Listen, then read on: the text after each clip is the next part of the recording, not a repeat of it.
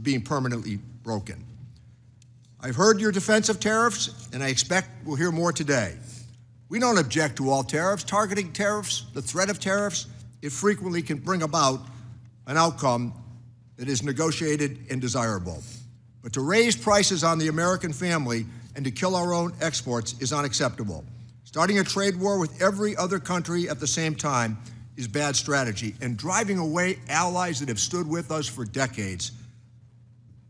None of us on this side of the dais understand it. The courts will often see these trumped-up emergencies for the pretext that they are, and eventually will declare many of them to be illegal.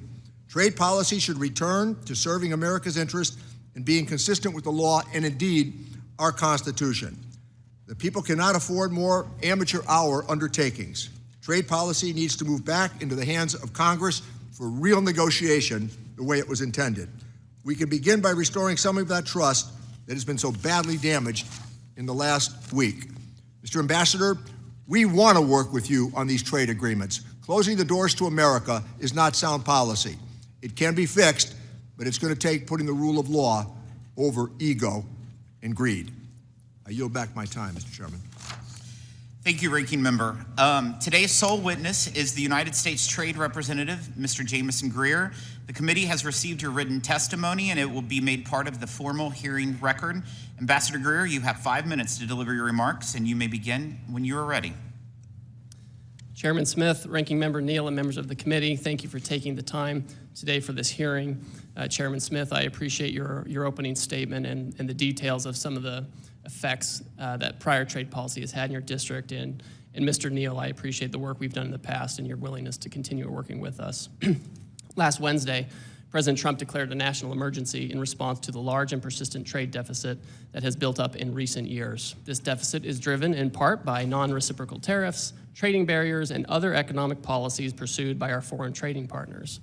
President Trump imposed tariffs to address this emergency. These measures are aimed squarely at achieving reciprocity and reducing our massive trade deficit.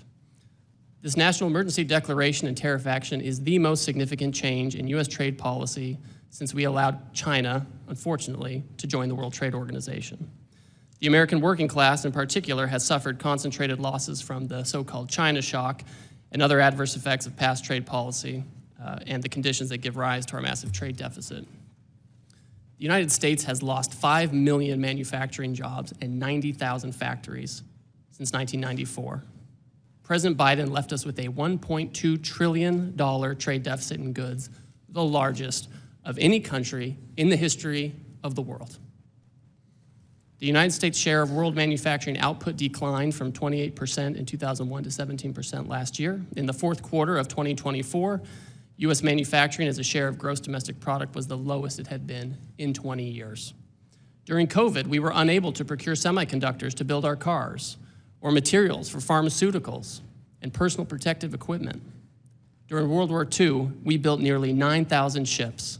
Last year, the United States built only 3 ocean-going vessels. Our agricultural trade balance, which historically resulted in trade surpluses for our farmers, was in deficit the last 2 years of the Biden administration and likely will take some time to recover. These are all serious indicators of an economic and national security emergency. One important driver of these negative trends has been unfair, unbalanced, and non-reciprocal trade. This includes the effect of higher tariffs imposed by other countries on the United States, the effect of non-tariff measures that promote other countries' exports and obstruct U.S. exports, and other foreign economic policies favoring overproduction and degrading America's manufacturing capacity. This lack of reciprocity is an important driver of our global trade deficit and with particular countries. For example, the European Union can sell us all the shellfish they want, but the EU bans shellfish from 48 states. The result is a huge trade deficit in shellfish with the EU. We charge only a 2.5% tariff on ethanol, but Brazil charges us an 18% tariff. The result is we have a huge trade deficit in ethanol with Brazil. Our average tariff on agricultural goods is 5%, but India's average tariff is 39%. You get the picture. Our trade deficit, driven by these non-reciprocal conditions, is a manifestation of the loss of the nation's ability to make, to grow, and to build, and it's dangerous. And the president recognizes the urgency of the moment. On the very first day of his second term, President Trump issued a comprehensive memorandum setting out his trade policy direction. And over the past 10 weeks, he has executed on nearly all of these priorities. He has tightened tariffs on steel and aluminum, imposed new measures on auto and auto parts not made in the United States by American workers. On April 2nd, he declared his national emergency and imposed the reciprocal tariffs. The president's strategy is already bearing fruit. Over the past few weeks, a planned layoff for an auto production shift in Tennessee has been suspended, and that shift continues to operate. Another automaker is hiring additional employees and expanding overtime to increase auto production in the United States. Companies have announced $4 trillion in new investment in the United States. Nearly 50 countries have approached me to discuss the president's new trade policy and explore how to achieve reciprocity. Several of these countries, such as Argentina, Vietnam, and Israel, have suggested they will reduce their tariffs and non-tariff barriers. These obviously are welcome moves. Our large and persistent trade deficit has been over 30 years in the making, and it will not be resolved overnight, but all of this is certainly in the right direction. We must move away from an economy based solely on the financial sector and government spending, and we must become an economy based on producing real goods and services by American workers in our communities here. This adjustment may be challenging at times. This is a moment of drastic and overdue change, but I'm confident that the American people will rise to the occasion as they've done before. I trust them. I trust that they can do this. I appreciate this committee's interest in President Trump's trade agenda, though we may not agree on everything and may have some severe disagreements at times. It's my hope that our shared interest in doing what's right for the country will allow us to collaborate in the coming weeks and months. Thank you again for your time, and I look forward to our conversation. Thank you, Ambassador. We'll now proceed to the question and answer session. I'll start with the Vice Chair of our committee, Mr. Buchanan. Thank you, Ambassador. Thanks for being here. USMCA, you did an incredible job, and we had a good chance to get to know you there, and we miss Bob Lighthizer as well in that process. But let me just say, being on the committee and being on trade for 10 or 14 years, whatever, we always seem like we come up short everywhere, even with our friends. Like Japan, I like Japan. I've done business with Japan, still do some business with my kids with Japan. But you look at the trade deficit, they're monstrous. And you look at the number you just said, $1.2 trillion in terms of trade deficit. What are we going to do to change it? And I look back over 10, 12 years, Congress is dysfunctional as it relates to trade. We've done one trade deal. Maybe you might argue there was some supplements that were added. But we're not in the business. We're not engaged, you know, and in terms of what's going forward. Now there's this discussion about doing some trade deals. What does that mean? What is that process? Because the process I went through on a couple of trade deals is onerous, and it takes time and effort, a lot of effort by a lot of people to get one deal done, let alone, you know, trying to, you know, let's say someone said there's 50 deals out there, people have an interest. What does that mean? And what's the process for that? So I guess I'm just tired as Americans losing. And like I said, I do business in Japan and other places, but I just hate to see we're always coming up short on most of these deals. And I look at our local area in Sarasota and Florida, in that region, and I look at tomatoes and vegetables, we're 600% surge, or 600% the surge on us. And we come up, and we've talked about that. You know, we worked on that, you know, last couple of 3-4 years. And it's there. Everywhere you look, we're short.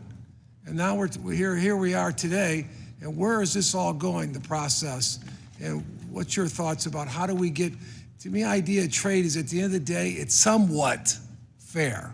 Somewhat fair. It doesn't have to be perfect. Some countries, maybe you might give them a, you know, smaller country, work with them a little bit more. A lot of countries in Africa, it's you know, it's one thing, try to give them some advantage. But these bigger countries, they're killing us, and they've been doing it on a long-term basis. So as the ambassador moving forward on trade, what's your thoughts? Well, Mr. Buchanan, thank you. I think that's the right way to be thinking about this. The president has stated very clearly over the last few days that he is open to negotiate with countries that actually want to pursue reciprocal trade and get their trade deficit down with us, or where we have a surplus, give us the market access that we should have, so we can treat them like they treat us, and that it's better treatment all around. That's certainly part of this. In the very near term, I can just tell you, yesterday I had a meeting with my counterparts from the EU, from Korea, from Ecuador, and Mexico, and that was after talking to the Senate for 4 hours in the morning. So there are a lot of countries who understand exactly what the problem is that the president has set out and are willing to talk to us and willing to negotiate. And so I think in the near term, there is an opportunity for these countries, if they want to have more reciprocal trade, to bring down their differential tariffs, bring down their non-tariff I'm going to run out of barriers. time. Let me Yes, just ask you, is when you talk about these countries, and I heard there's 60, 80 of them, there's a lot of them that seem to have an interest, would want to do something, but what's your idea what that process is? I mean, like I said, it took 10 years to do one trade deal here, and what's your sense of what that process is going to be going forward to make, you get something negotiated, then what? Well, so for example, in the very long term, for countries that think they want a comprehensive trade agreement or something broader, that's a longer term conversation that we have with Congress. Some of that might require, congressional action, of course, and we would want to be very tied in with you. In the very near term, in terms of the reciprocal tariff, countries are coming in essentially with a paper, right, or with a letter that they've sent me. I mean, Vietnam's a good example where they've just said, here are areas where we think. Let me just say, because we got a few minutes. Yes, sir. I agree. Hopefully that works out, but we do need to get back in the trade business in a serious way with the process that we have here in Congress, because this might work for some deals, but not all deals. But we have to get serious about trade, and at the end of the day, it needs to be fair. It might be a little one way or the other, but if we're buying their stuff, they need to be buying our stuff. And that's very clear to me, and I just feel so frustrated because I've watched this show for 10 years, and we get little done. It's not Democrat or Republicans, it's both parties. We don't take the initiative on these fronts. Thank you, and I yield back. Thank you. Thank you. I recognize the ranking member, Mr. Neal. Thank you, Chairman. Mr. Ambassador, you, your predecessor, Bob Lighthizer, and Catherine Tai, the eventual USTR, worked with Congress on USMCA. We had priorities. House Democrats worked with you to come up with what was a pretty good trade agreement. Again, almost universally supported in the House and the Senate. We had our priorities: intentional enforcement loopholes, addressing access to medicines, improving labor and environmental standards, and more. We included novel sunset provisions to give all sides a predictable and fair way to reflect and, if needed, course correct in the trading relationship. Now the president has imposed global tariffs with purported objectives of leverage to negotiate new trade agreements. Are you seeking to negotiate comprehensive trade agreements that address the range of labor, environmental, and corruption concerns? Or is it to seek leverage in the future of addressing these trade deficits in a more unbalanced or arbitrary manner? We know that trickle-down economics don't work, but that's what the administration seems to be doing. We're looking at tax cuts for wealthy people, aggressive deregulation, hollowing out essential government services. And let me, with long history, remind all, when NAFTA was negotiated by this committee, at that time the Republican position was you could not amend a trade agreement. No human rights, no labor provisions, no enforcement mechanisms. That's what brought about the demise of NAFTA and our desire mutually to renegotiate for USMCA. So this idea that this all started in January, on January 20th, is simply not true. These agreements are not going to be worth the paper they're written on if we can say, with a review of USMCA coming up next year, that we're going to impose these tariffs in an arbitrary manner right now, leading to layoffs and plant closures because of them. My office is being inundated with calls about people and their 401k plans. They don't know what to expect. Trillions of dollars of market value being lost even as we meet. I understand the desire to address the issue of trade imbalances. It's important for all of us. But some of the suggestions have been clearly exaggerated as we've gone forward, hyperbolic to be sure. We need to go back to what we did, Mr. Ambassador, with USMCA, with a real solid negotiation that led to a desirable outcome. With that, I yield back my time, Mr. Chairman. Thank you. The Trade Subcommittee Chairman, Mr. Smith. Thank you, Mr. Chairman. Thank you, Ambassador, for availing yourself here today on such important matters. And especially given the context, the broader context of timing. I think I don't have to tell you these are important issues, and I am grateful for your service and certainly your intent and desire to move our country forward in many ways. I would say there's no such thing as stagnation in trade. We're either gaining ground or we're losing ground. And I think over the last 4 years, we lost a lot of ground. And during President Trump's first term, though, we made astounding progress through the negotiation of USMCA, the China Phase 1 agreement, US-Japan trade agreement. These efforts unlocked new markets, strengthened supply chains, and empowered cooperation with important partners. Over the last 4 years, however, the Biden administration's trade agenda veered from slow-walked complacency to non-binding frameworks. Let me be very clear, the world was watching then, as it is now, and it was watching as digital trade barriers, which disproportionately impact American companies, were built while USTR actively withdrew from digital trade negotiations at the WTO and in the Indo-Pacific. The world was also watching as a growing number of countries blocked market access for American agriculture with no scientific basis, and as the previous administration let negotiations with the UK and Kenya simply fade away. This was particularly concerning given Kenya stood to set an example for other AGOA beneficiaries which are capable of negotiating their own bilateral reciprocal agreements. Consumers, producers, manufacturers, service providers, and our partners expected more. I'm encouraged by the growing list of countries seeking trade negotiations with the United States, including the UK, India, Japan, and South Korea. I am encouraged to also have you as USTR leading these discussions. It's clear President Trump has the world's attention, and it is up to his negotiators to ensure any agreements reached tear down the barriers affecting America's farmers, ranchers, and workers. While I do not expect perfection in the short term, we must find common sense solutions which level the playing field for our exporters, ensuring they receive fair treatment we have offered foreign partners, often unreciprocated, for too long. Over the last few months, our Trade Subcommittee has clearly outlined its priorities for trade enforcement and negotiations, I might add in a bipartisan fashion, and I hope you will look to the subcommittee's work to inform your agenda moving forward. I expect strong collaboration between USTR and Congress to create durable change in our trading relationships. During President Trump's first term, he teed up the agreements with the United Kingdom and Kenya. I am eager for these agreements to be brought to fruition. Ambassador Greer, could you elaborate on your engagement with these countries, Kenya and UK? How would you say you are ensuring our partners understand what progress is needed? Thank you, Congressman. Over the past month, I've had a number of conversations with my counterpart in the United Kingdom. We've talked about non-tariff barriers in the UK. We've talked about ways to collaborate on technology. We've met frequently in person. We've had phone calls. We've had virtual meetings, and we've discussed how to move the relationship forward on an economic basis. I've certainly expressed my concern that the UK has barriers, especially in the ag space, that are very important for us. So that's been made clear to them. But those discussions are on a good footing. With Kenya, I also had my counterpart, the trade minister from Kenya, in town last week, and we sat down in my office and we had a good talk, and he said that he wanted to engage with the United States.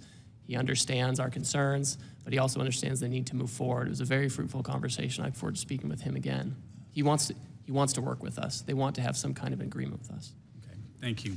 I want to say that USTR is a very lean, agile, and effective agency. Simultaneous negotiations with 50-plus countries would require significant bandwidth and expertise, as I'm sure you're aware. The chief IP negotiator, a role which has never been filled, and the chief ag negotiator are positions that Congress created in statute to ensure relevant issues important to the American people are addressed.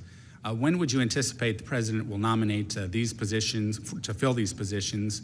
And in the meantime, how is USTR responding to the influx of requests and prioritizing negotiations? So, Congressman, we have a couple of my deputies who have already been announced, and they're doing their rounds on the Hill or about to. We have an ag negotiator and a second deputy who are pending announcements. We're very close on that, so we're happy about that. In the meantime, the nature of these negotiations, the other countries know what the trade barriers are that we're talking about, and we're moving very quickly. We're meeting every day with several trade ministers from other countries, The crack staff at USTR is working very hard as well to put together what would make sense in terms of near-term agreements with respect to the reciprocal trade. Thank you. I think it's important to note that oftentimes, even if we have a trade agreement with a friendly country, for example, we still need to stay on top of these things, whether it's investor protections in Mexico or beef in Australia, with the expectation of a level playing field. So thank you again for being here. Look forward to the discussion. Thank you. Mr. Doggett. Thank you, Ambassador. I have a number of yes-no answers, and if you feel you cannot answer them yes or no, just say you cannot, and I'll move on to the next question.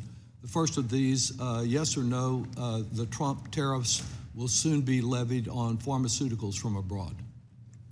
I'd like to discuss that in more detail with you, sir. Is that true or not? Well, the president, he wants to get manufacturing production back here, and so he's going to conduct an investigation to see what's appropriate in terms of tariffs. So he hasn't decided to impose them as he said he would last night at the Republican fundraiser. He said that he will impose them. Now what the extent of that is subject to an investigation. Reclaiming my time. A simple question, Ambassador. Yes or no, do you agree with the president's senior Trump trade advisor, Peter Navarro, that higher tariffs are tax cuts?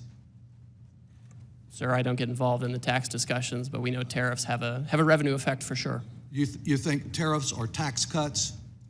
I think that tariffs are an imposition on foreign goods that can protect American workers and American products. And again, yes or no, do you agree with senior trade advisor Peter Navarro that as Americans watch their savings erode and the stock market losses approaching $7 trillion, that what Americans need is patience? I think we all need to work through this period as we try to reshore and get over the $1.2 trillion deficit that President Biden left us with. Do you agree with Commerce Secretary Howard Lutnick that we're not going to reverse course no matter how much the markets implode, and that these tariffs will be permanent? Well, the president has directed that we're negotiating with willing partners, and that's where I'm keying my guidance from. You just referenced the United Kingdom, and you have claimed that these trade deficits require these tariffs. Is it correct that large Trump tariffs were imposed on imports from close allies like the United Kingdom and Australia, even though we have a sizable trade surplus with each of those allies? There's a global deficit, and those surpluses should probably be larger because of the barriers they have. Again, sir, can you simply answer yes or no? Did we impose tariffs on allies with whom we have a trade surplus, not a trade deficit? We impose tariffs on every country because it's a global problem. So the answer is yes, even though you don't want to say it, apparently. Let me ask you also about experiences during the first Trump administration, because at that time, there was discussion about the impact of the retaliatory tariffs from China on farmers. And as a result of that retaliation, there was a significant amount of farm welfare payments that were paid. We know this time that the tariffs and the retaliation are much broader, like the Chinese substituting Brazilian soybeans for American soybeans. Will American taxpayers be asked once again to finance welfare payments to farmers that lose foreign markets? Yes or no? It's not clear yet whether that will be necessary. Might have to and might not. Similarly, last time there were concerns about the selective nature and the exceptions that were made to these tariffs. And it seems that those who hired Republican contributors, lobby firms, did much better on exceptions. The whole exception process was criticized by the Government Accountability Office. Can I be assured that if one of my businesses hires a Republican lobbyist and contributor who can get a table down at Mar-a-Lago, that they will not get an exception to these tariffs or an exclusion? There are no exceptions or exclusions to this program for the president. All right. You know, it's not one of my regular allies, but the National Taxpayers Union sent me a question yesterday, and I'll pose it to you as they did to me. They note that the United States has run trade deficits for 48 straight years, during which time the U.S. economy has grown by 255% in real terms, that these decades of trade deficits have corresponded with increases in American wealth and household incomes that far exceed the progress in Canada, China, and the European Union. Do you think that this growth in American wealth as a result associated with deficits is something that constitutes a national emergency? The giant and massive persistent trade deficit that Biden left us with is an emergency. It's not like the small deficits from the 60s when we had auto workers here making production. We've offshored all this stuff, Mr. Doggett, and we are really in an emergency situation, and we're not passing the buck. We seem to have done much better than in the Gilded Age, which the president prefers. I would just say that on the eve of his inauguration, the president promised to bring prices drastically down, and there's nothing that you've said in your answers or non-answers to me today that will give Americans any assurance to believe anything other than that their prices will continue to soar and their savings will continue to shrink. The president's lies continue to cost the American people dearly. I yield back. Mr. Kelly. Thank you, Chairman. Ambassador, thanks for being here. There's a quote in the movie Tora, Tora, Tora from Admiral Yamamoto, and he says, "What I fear is that we have awakened a sleeping giant." Thank God we've looked around at what's happening in the world. Twice America has gone to world war to save the world. We did it in World War I, we did it in World War II. And after World War II, the people that we saved and some of the people that we fought against were absolutely devastated. They had no way to build themselves back up again. So what did America do? We opened our markets because we have always been the most generous people in the world, and we're always the first responder. No matter what happens anywhere in the world, who's there first? It's always the Yanks. We have ceded so much market share. We have rebuilt, for most of the world, an economy that they never could have achieved on their own. Now we're facing a situation with all of those who we've helped don't like us playing in their market. They love coming to America, but they don't want America coming to them. They make it very hard for us to do trade with them, whether it's through tariffs or barriers, which our manufacturers can't meet. And we sit here today trying to make this a political event instead of a country-saving event. I come from a little town called Butler, Pennsylvania. Butler at one time was a home of a steel mill, still is. We built railroad cars. Pullman was there. We built the first Jeep. We were known as that town, blue-collar town. People get up in the morning, work hard, and what they look for is that chance to get some overtime. Last summer, we became known as the town with the attempted assassination of Donald Trump. We're resilient. We always bounce back. We always will bounce back. And I got to tell you, I have some statements from the people that actually work every day, get up and go to work, and they're looking at a market that they're constantly losing market share in, and they wonder, who is going to stand up and do something? Who's finally going to talk about the real problems in America and quit talking about the stock market? Stop talking about all these other things, because I've watched it go up, I've watched it go down, I've watched it go sideways, I watched it where some people say, I don't like to play in that because I don't understand how it works. Here's the one thing I do know, and you know it too. It's all about work. It's all about market share. Jamie Sychek from UAW 3303, we were in a dire situation, not because of foreign competition. That hurt us a lot. We went from a steel plant that were 7,000 people down to there's about 1,300. We produce something called grain-oriented electric steel, the only producer of that product in America, and we were in danger of losing it because we had an administration that had a blind eye and a deaf ear to what they were giving up. Also, Jim Winnings, who operates a factory down in Mars, Pennsylvania, shares his view with me about how much market share they've lost. So I'm amazed when we try to turn this into a political battle and not a USA saving grace battle where we finally wake up.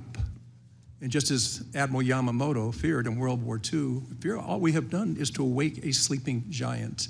We have given away so much of our market and been denied access to other markets. We are the first responder every time something goes wrong in the world. I would just like to see the world treat us with the same respect as we have treated them.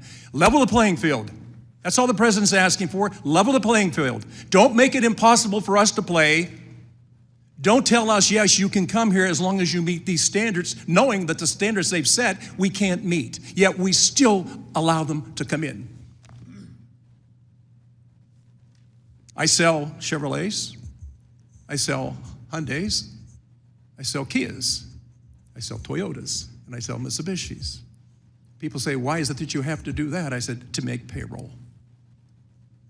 Most of these companies have factories in the United States, and they have come here to help build, not to tear down with American workers. I really applaud what you're doing. I applaud the President of the United States for having the backbone to stand up and fulfill a pledge that others have made before him. They've stood on the floor of the Congress and talked about this and railed about what's happening to our markets and done not a damn thing about it. He stands up into a stiff wind and says, it's gonna hurt for a while until we get back to where we need to be. It's always should be America first, and anybody that doesn't think that way, please tell me what the hell country you think you're gonna take your wife and your kids to and your grandkids to. There is no other place in the world like America, and we have been so generous and so welcoming, and as I said earlier, we've saved the world twice. Now it's time for us to say to the world, if you want us to be the first responder, you can't keep stealing our market and not allowing us to play in yours. Ambassador, you've got a hell of a task in front of you. The biggest task you have is this has become a political agenda and not as saving the United States of America. America first, please, for everybody. I am red, white, and blue. I could care less whether you're a Republican or a Democrat. Just wake up and understand that we cannot stand to lose any more market share, and we better be tough on this one, or we turn our backs on the future. And I've got 10 grandchildren. They're relying on me to stand up, and hopefully other members of this committee will do the same thing. This is not about tearing Trump down. This is about building America up. Thank you. Okay. Mr. Thompson. Thank you, Mr. Chairman. Mr. Ambassador, thank you for being here. I believe in our great country. I love our country. I put a uniform on and served in combat for our great country. And I'm not here to talk about politics. I'm here to talk about policy, trade policy today. And both the chairman and the ranking member talked about the USMCA. I was honored and privileged to be on that negotiating team when we negotiated that bill and was signed into law by President Trump in 2019. And at the time, the president said it's the best trade deal ever. And I'd like to submit this article into the record explaining what he said. Without objection. Now the president is shredding that deal, creating chaos in the world economy. The numbers speak for themselves. $3,800 higher prices for American consumers, 900 laid off U.S. auto workers, trillions in lost retirement savings, tens of billions in lost agricultural sales for farmers. The Trump administration says that the tariff taxes will raise $6 trillion over 10 years, which would be the biggest tax increase in our history. The message coming out of the administration isn't at all coherent. I'm having trouble, my constituents are having trouble understanding this. He puts a tariff on some 180 other countries, no tariff on Russia or Belarus or North Korea, and he's putting tariffs on UK, Ukraine, France, an island that only has penguins on it, but not a country that is clearly working against us and we have a trade deficit with. It's confusing in every instance. He says that tariffs are here to stay, to support domestic manufacturing and to raise revenue to pay for tax giveaways to people who really don't need that tax giveaway help. And at the same time, he's saying that tariffs are part of a negotiation to secure better trade conditions and that this will be over soon. I'd like to know which it is, because it's not coherent at all, and I'd like to submit for the record documentation of his confusing priorities. And Mr. Ambassador, I'm at a loss to what I tell my constituents.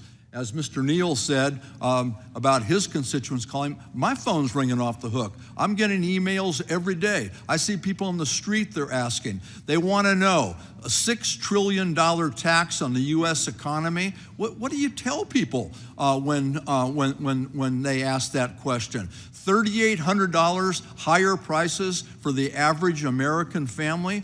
What do I tell my constituents when they ask that question?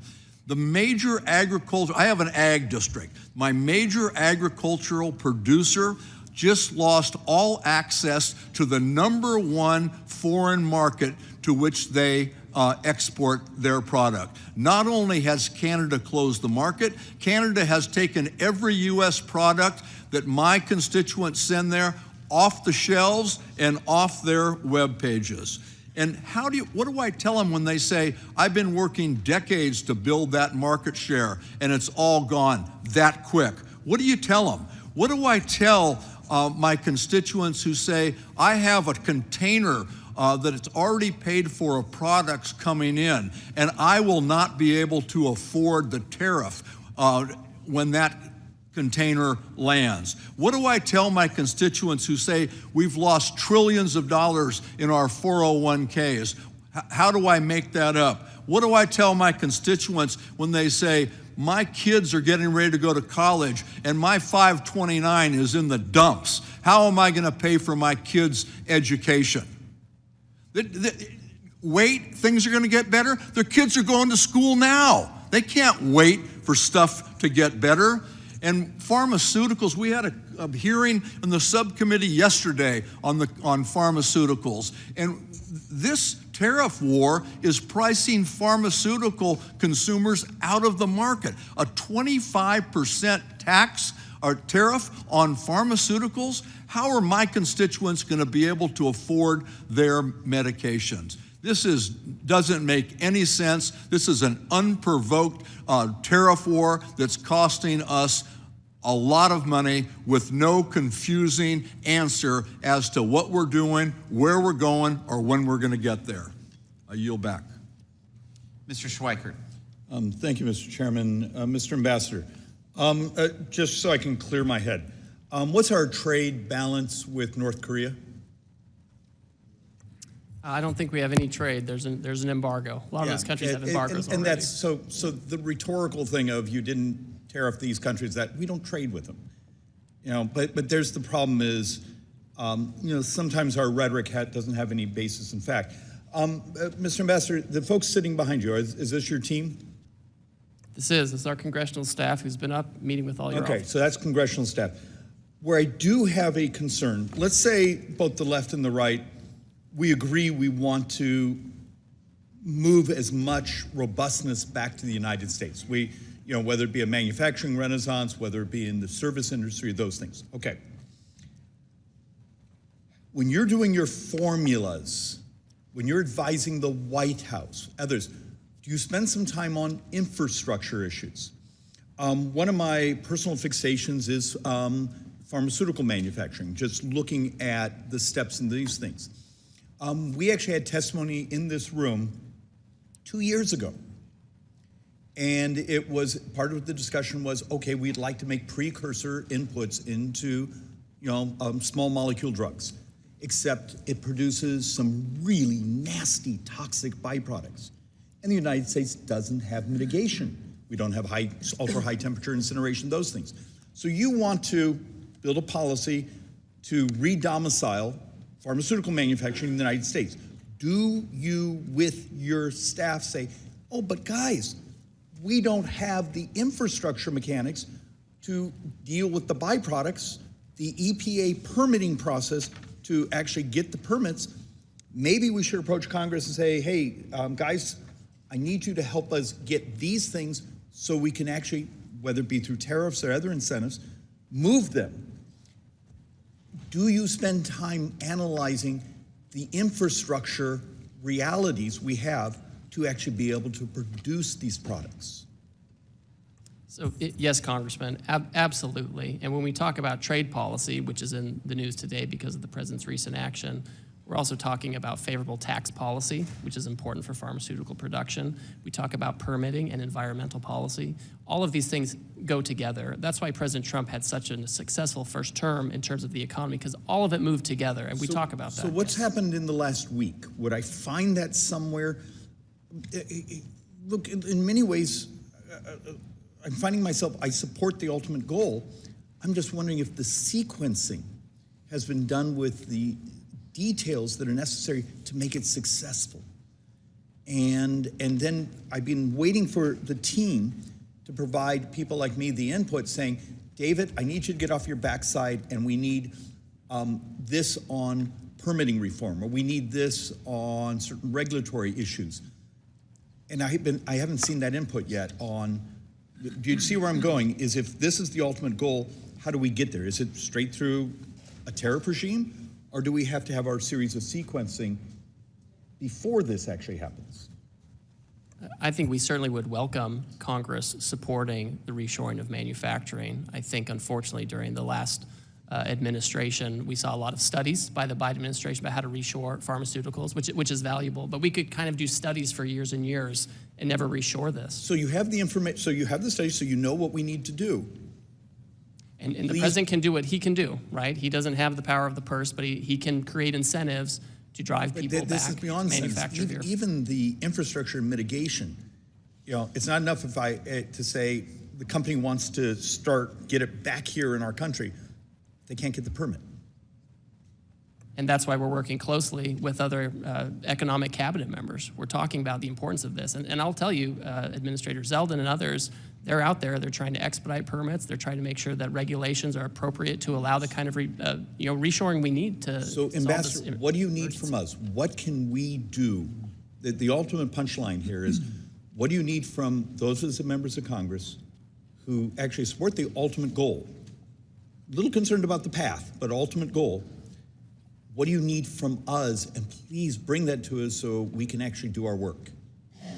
I have plenty of ideas. I'm happy to talk to the White House Office of Legislative Affairs about that. I think there's a lot Congress could do if they would like to.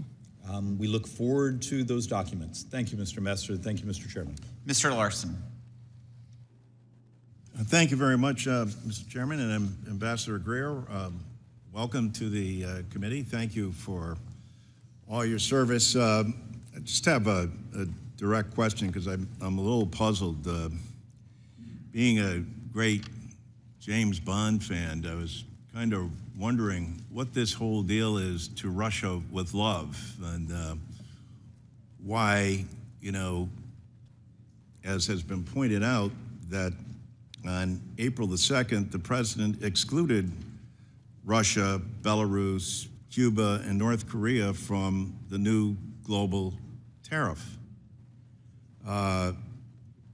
The Treasury sector said Russia wasn't on the list because they already imposed sanctions to prevent most U.S.-Russia trade, making higher tariffs unnecessary.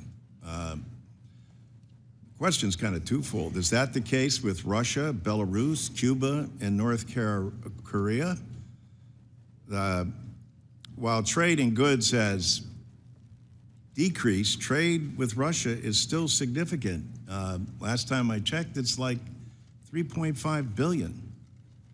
Well above the volumes of trade for many smaller countries that my colleagues have already been through that are impacted by this.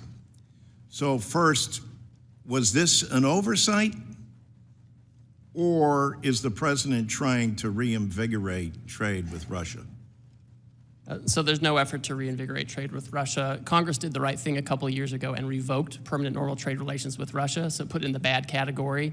And so Belarus, Russia, North Korea, they already have their own high tariffs already in a category that Congress has established. So it doesn't matter. They're not part of this system. Well, it does matter. They already have these high tariffs. They don't have permanent normal trade relations. We have normal trade relations with these others. And I think if there's so trade with why are the Russia, penalties that much more, why are the tariffs that much more higher on other country and allies than they are in Russia? Because we're already doing enough with Russia? No, it's because in the sanctions law, there's always an exclusion for agricultural products, and I think that's the only type of trade we really have with Russia. But all of those folks, they're sanctioned, they're subject to embargoes of one type or another. Congress revoked permanent normal trade relations, and that's certainly the right answer for those folks. We should not have normal trade relations with those countries. Well, let me ask you this then. Would you commit here that if we see trade increasing from last year, that USTR will take action to increase tariffs on Russia? Oh, I'm happy to monitor that and advise the president accordingly. I agree with you. I'm sorry, what? I'm happy to monitor that and advise the president What accordingly. does that mean, you're going to monitor that? Well, you asked if we would see if would change, if we would see if the trade level would change. And I'm agreeing with you. I'm happy to see if the trade level with Russia changes. If it does increase, you will add additional tariffs. Well, it's the president's choice, but I'll advise him, and I'll say this is affecting the trade deficit. We should consider this. So does that mean you would advise him to raise the tariffs with Russia? Well, I don't typically give out my advice to the president out in public, but I agree with you. I'm sure the American people would love to know, and as with members of Congress. I mean, you gotta kind of admit it is just if you casually follow the news, you're not a member of this committee, and the relationship with Russia is kind of bizarre in terms of what it is between President Trump and President Putin, and why this relationship exists. So you can imagine, I don't know, have you ever been to Augie and Ray's? No, I haven't. You should. It's a great spot in East Hartford. It's right next to Pratt & Whitney Aircraft, et cetera. And they're deeply concerned about this, and they always say, hey, what's going on with Russia, and what's going on with the president and Putin? So I'm going to be able to tell them, don't worry. I spoke with Ambassador Greer, and currently Russia's apparently paying enough. Their sanctions already are sufficient. But if we see greater activity and great trade amounts, we're going to make sure that tariffs are levied on them. Is that a fair thing to say? Well, on the last part, I can't make the president's decision for him, right? I mean, Russia, but you would recommend that you would increase tariffs on them. Well, I'm not going to disclose my recommendations. So we're not going to recommend, we're not going to say, see, at Augie and Ray's, they would say, hey, come on, you're BSing us now. We know what's going on here. But with that, thank you, Ambassador, and appreciate your time. I yield back. Mr. LaHood. Thank you, Mr. Chairman. Ambassador Greer, welcome back. Thank you for your prior service under the last Trump administration and all the work you put in on USMCA, and happy to see you in this new position. I wanted to talk about agriculture and get your take on how tariffs affect agriculture. My district that I am proud to represent is the 10th largest ag district in the country in terms of corn and soybean production.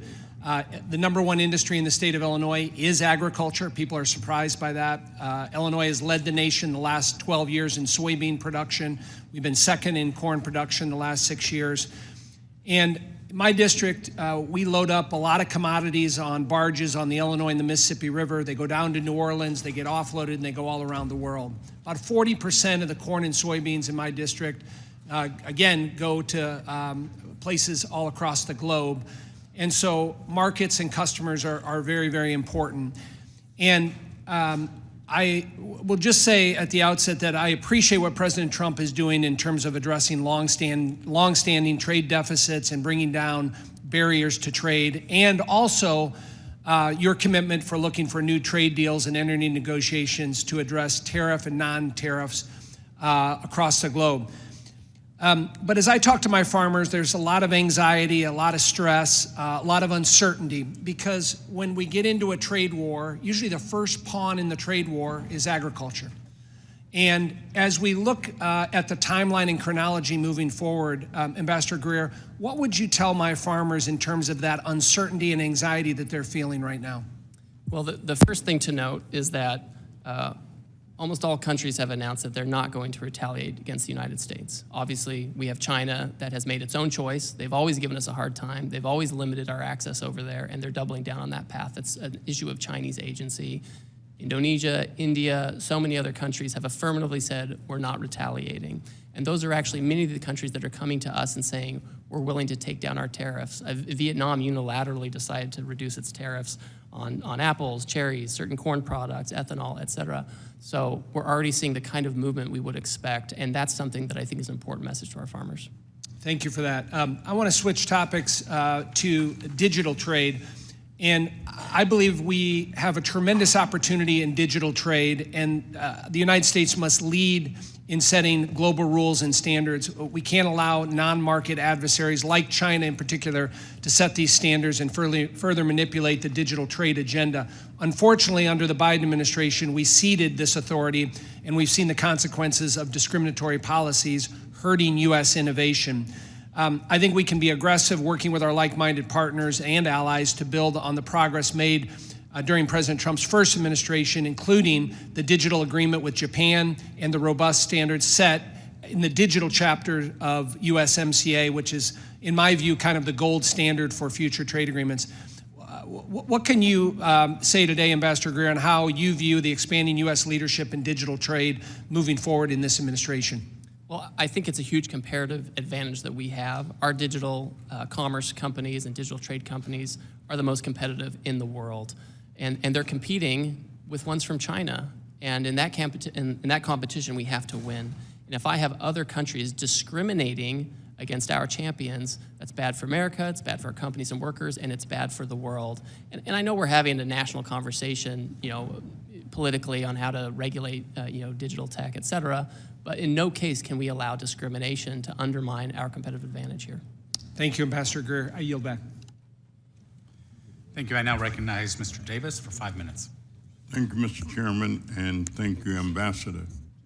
It is important that the executive administration respect and recognize that Congress has authority over trade agreements, and its purpose is to guide and/or direct the administration on the content of that agreement.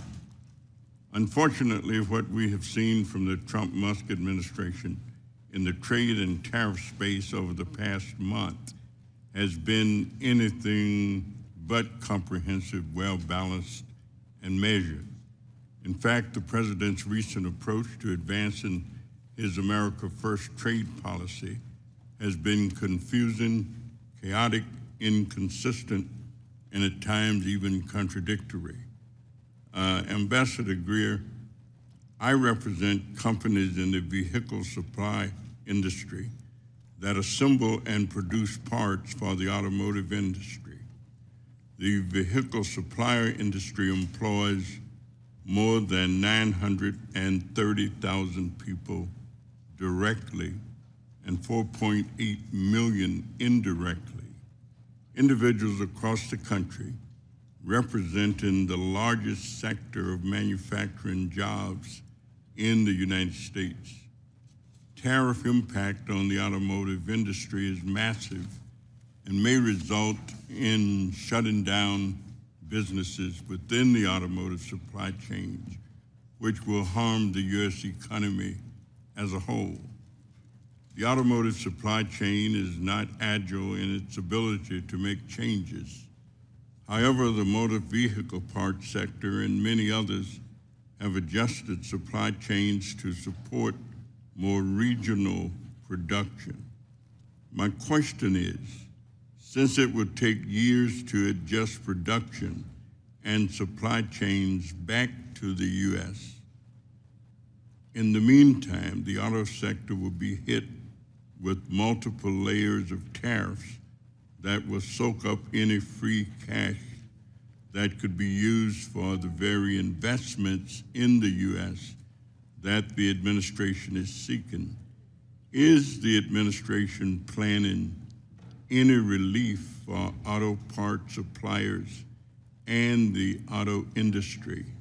And what other help can the government provide to these suppliers due to the most recent changes in tariffs? So, Congressman, the autos action is under the Department of Commerce, but I'll just make 2 brief points. First of all, right now, if the parts comply with USMCA rules of origin, the agreement we all agreed to 5 years ago, they continue to come across duty-free. So that's a good development. And second, the United Auto Workers are huge supporters of the action on autos and auto parts. And they put out a long statement supporting this long overdue issue. We have Chinese vehicles flooding global markets. The only reason they're not in this market is because President Trump put a tariff on Chinese automobiles in 2018, and the Biden administration kept them and put them in place. It's really critical that we protect our auto industry, and the auto workers understand that. We've accounted for parts that have U.S. content and content from Canada and Mexico, and we have to be very deliberate about doing this to save this industry.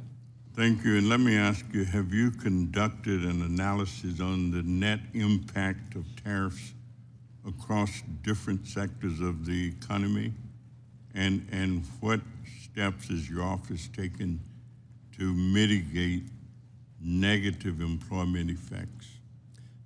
So with respect to, we have a lot of historical data about tariffs. For example, the International Trade Commission, they put out a report following the Trump first term tariffs, and they found that there were positive effects on domestic production in terms of employment and better profits for domestic production. We know in the first term, when we put tariffs in place, inflation went down, unemployment went down, and real median household income went up. We expect that with good energy policy, good trade policy, good tax policy, good permitting regulatory processes, this can all rise together to again lead to an increase in real median household income for Americans. Thank you very much, Mr. Chairman, and I yield back. The gentleman yields back and now recognize Mr. Estes for 5 minutes. Well, thank you, Mr. Chairman, and thank you, Ambassador Greer, for joining us today and taking time out of your schedule to meet with us.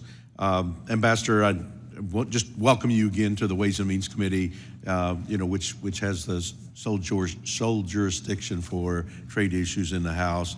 It's great to have you here working with the administration that prioritizes free and fair trade, unlike the previous administration, which placed pretty much zero emphasis on trade enforcement and on new deals with foreign nations, in effect putting America last. I represent Kansas 4th District, the capital of the world, which is a microcosm of the United States. We have large aerospace manufacturing core in Wichita, as well as other manufacturing operations, and a widespread agriculture base in the surrounding rural counties. This cross-section of the country every day works to feed, clothe, and provide energy for the entire world. Additionally, skilled workers manufacture airplanes and aerospace components, build computer instruments that power our devices, and it's an understatement to say that our district benefits from free and fair trade, because when Kansas compete on an even term, we win. The aviation industry has benefited from historical zero-for-zero tariff with foreign nations since the 1980s. Nearly every single airplane around the globe contains at least one component made in Kansas. In contrast, our agriculture sector faces stiff barriers with foreign nations. As illustrated in your testimony, ethanol product produced in Kansas faces a steep 18% tariff in Brazil, while the same Brazilian product is only charged a tariff of 2.5%. This type of unfair, excessive tariff on U.S. exports is undefensible. Because of this, I support the administration's efforts to reduce the tariff barrier placed on U.S. products by foreign competitors, and I'm pleased to see the number of countries, 70 plus or so, that have mentioned that they want to make a deal. I'd also like to discuss some non-tariff barriers that functionally disadvantage the U.S. in comparison to our trading partners. I've been a vocal opponent of digital services taxes, DSTs. These extraterritorial taxes enacted by many countries, including France, Canada, and UK, are highly targeted on U.S. businesses and innovators. Many of my colleagues agree that DSTs are a revenue grab by countries that restrict technology, innovation, and envy American companies that are successful in this space. Additionally, in the recently released 2025 National Trade Estimate Report on foreign trade barriers, I was pleased to see the USTR include Germany's extraterritorial assertion of retroactive taxes, known as the Section 49. This law has been dormant for the past 100 years, but disproportionately targets U.S. businesses. These examples aren't from our adversaries, they're from our friends.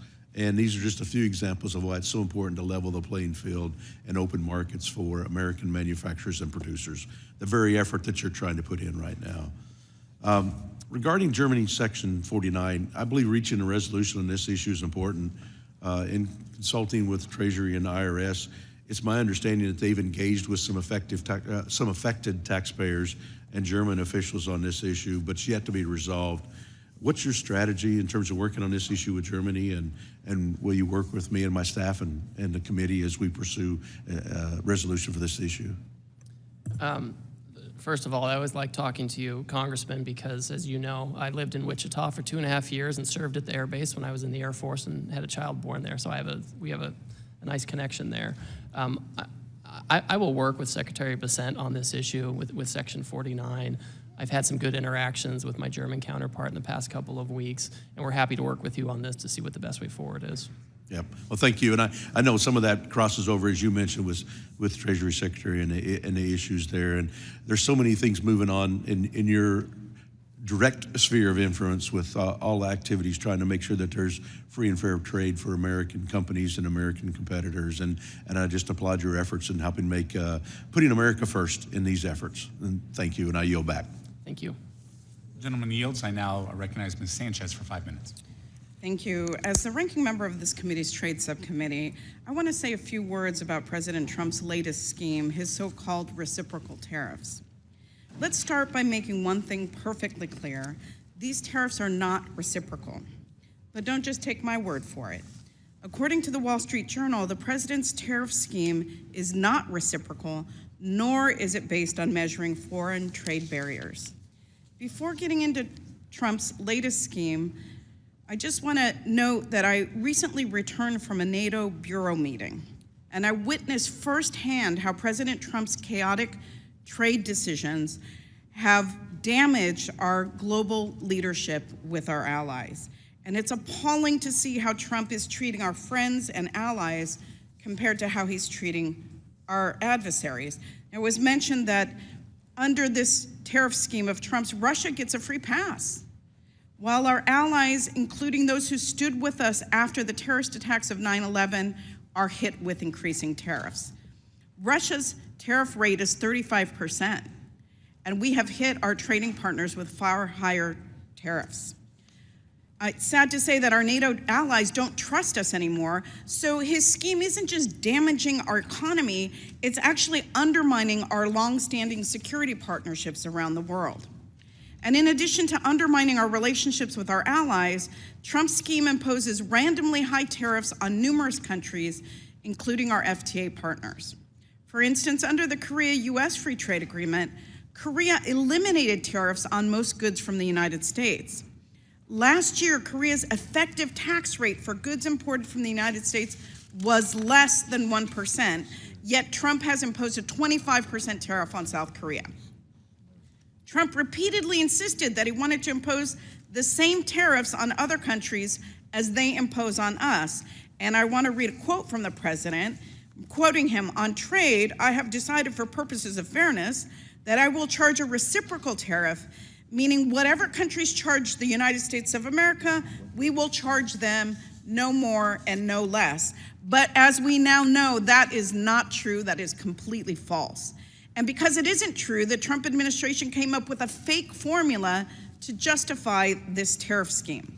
Now, it doesn't take a genius to figure out that the trade studies called for by the president in January and the so-called reciprocity rationale of his latest trade scheme are completely bogus. It's made up.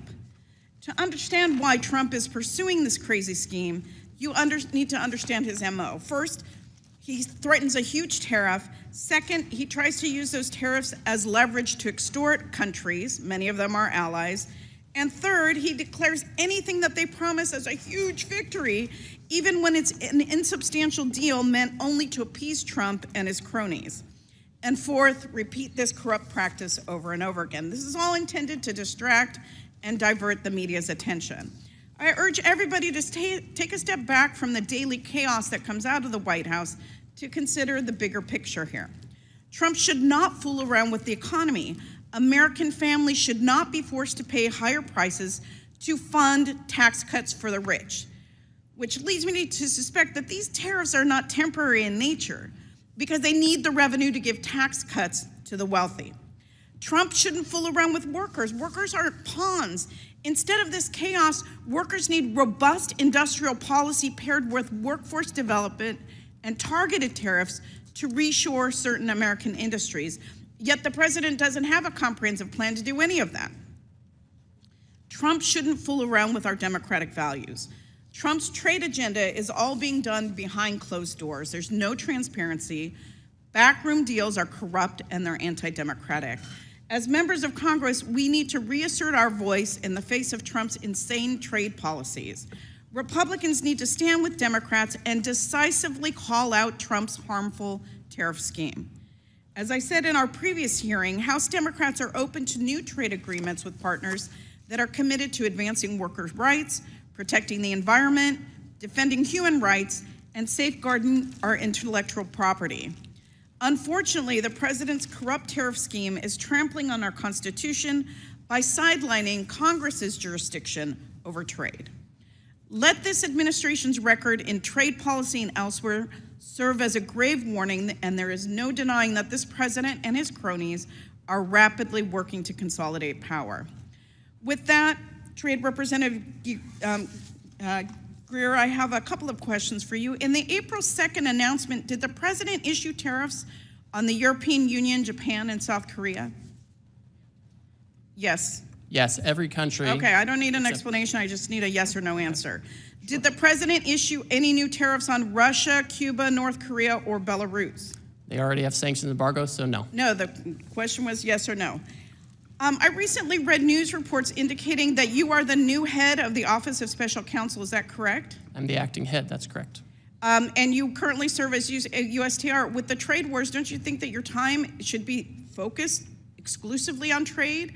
And isn't it a gross conflict of interest to be the body that oversees your own agency and position? Oh, I certainly would recuse myself if there was an issue involving Well, me. I think it's ridiculous that you hold both, and I urge you to resign as special counsel. It makes no sense for you to have oversight over yourself. That's not true oversight.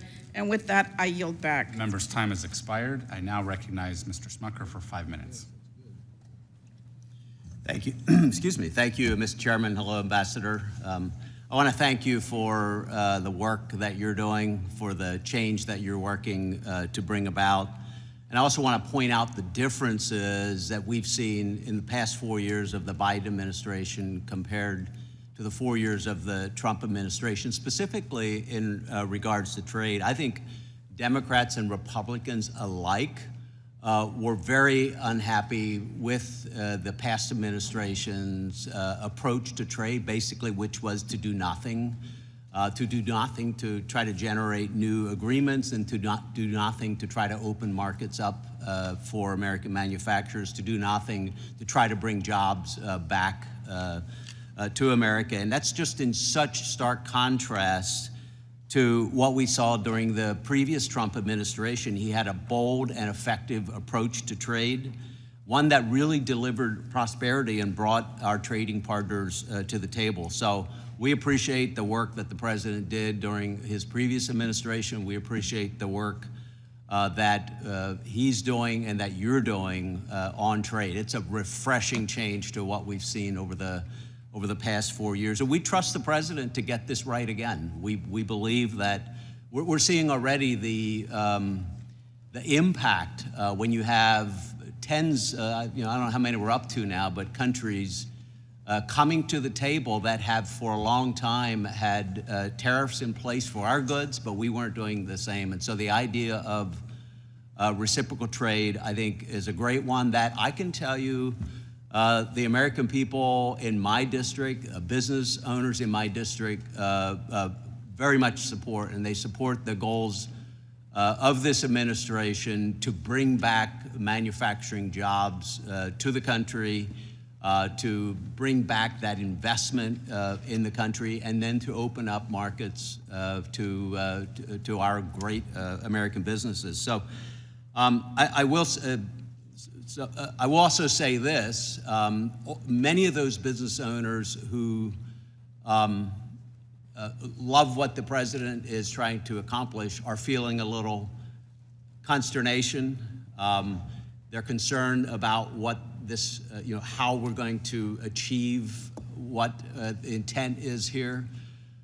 They still believe in what the president is doing, as I think every, at least Republican member here agrees with that. But I just want to give you an opportunity, if you don't mind, to just sort of expand maybe on some of the things that you've said previously, but with that sort of audience in mind. What would you say to, for instance, a copper manufacturer in my district who you and I have spoken about previously, but this is impacting their business in a big way? And what would you say to other businesses who are in a similar situation? And maybe if you could just paint a picture of what success will look like here, again, in the context of the successes that we've seen with USMCA negotiated under previous administration and all that, but take us out a few months, take us out a few years. What is the end goal here? I think I know what that is, but I'd love to give you a chance just to expand on that. What will success look like? How will that help every American business?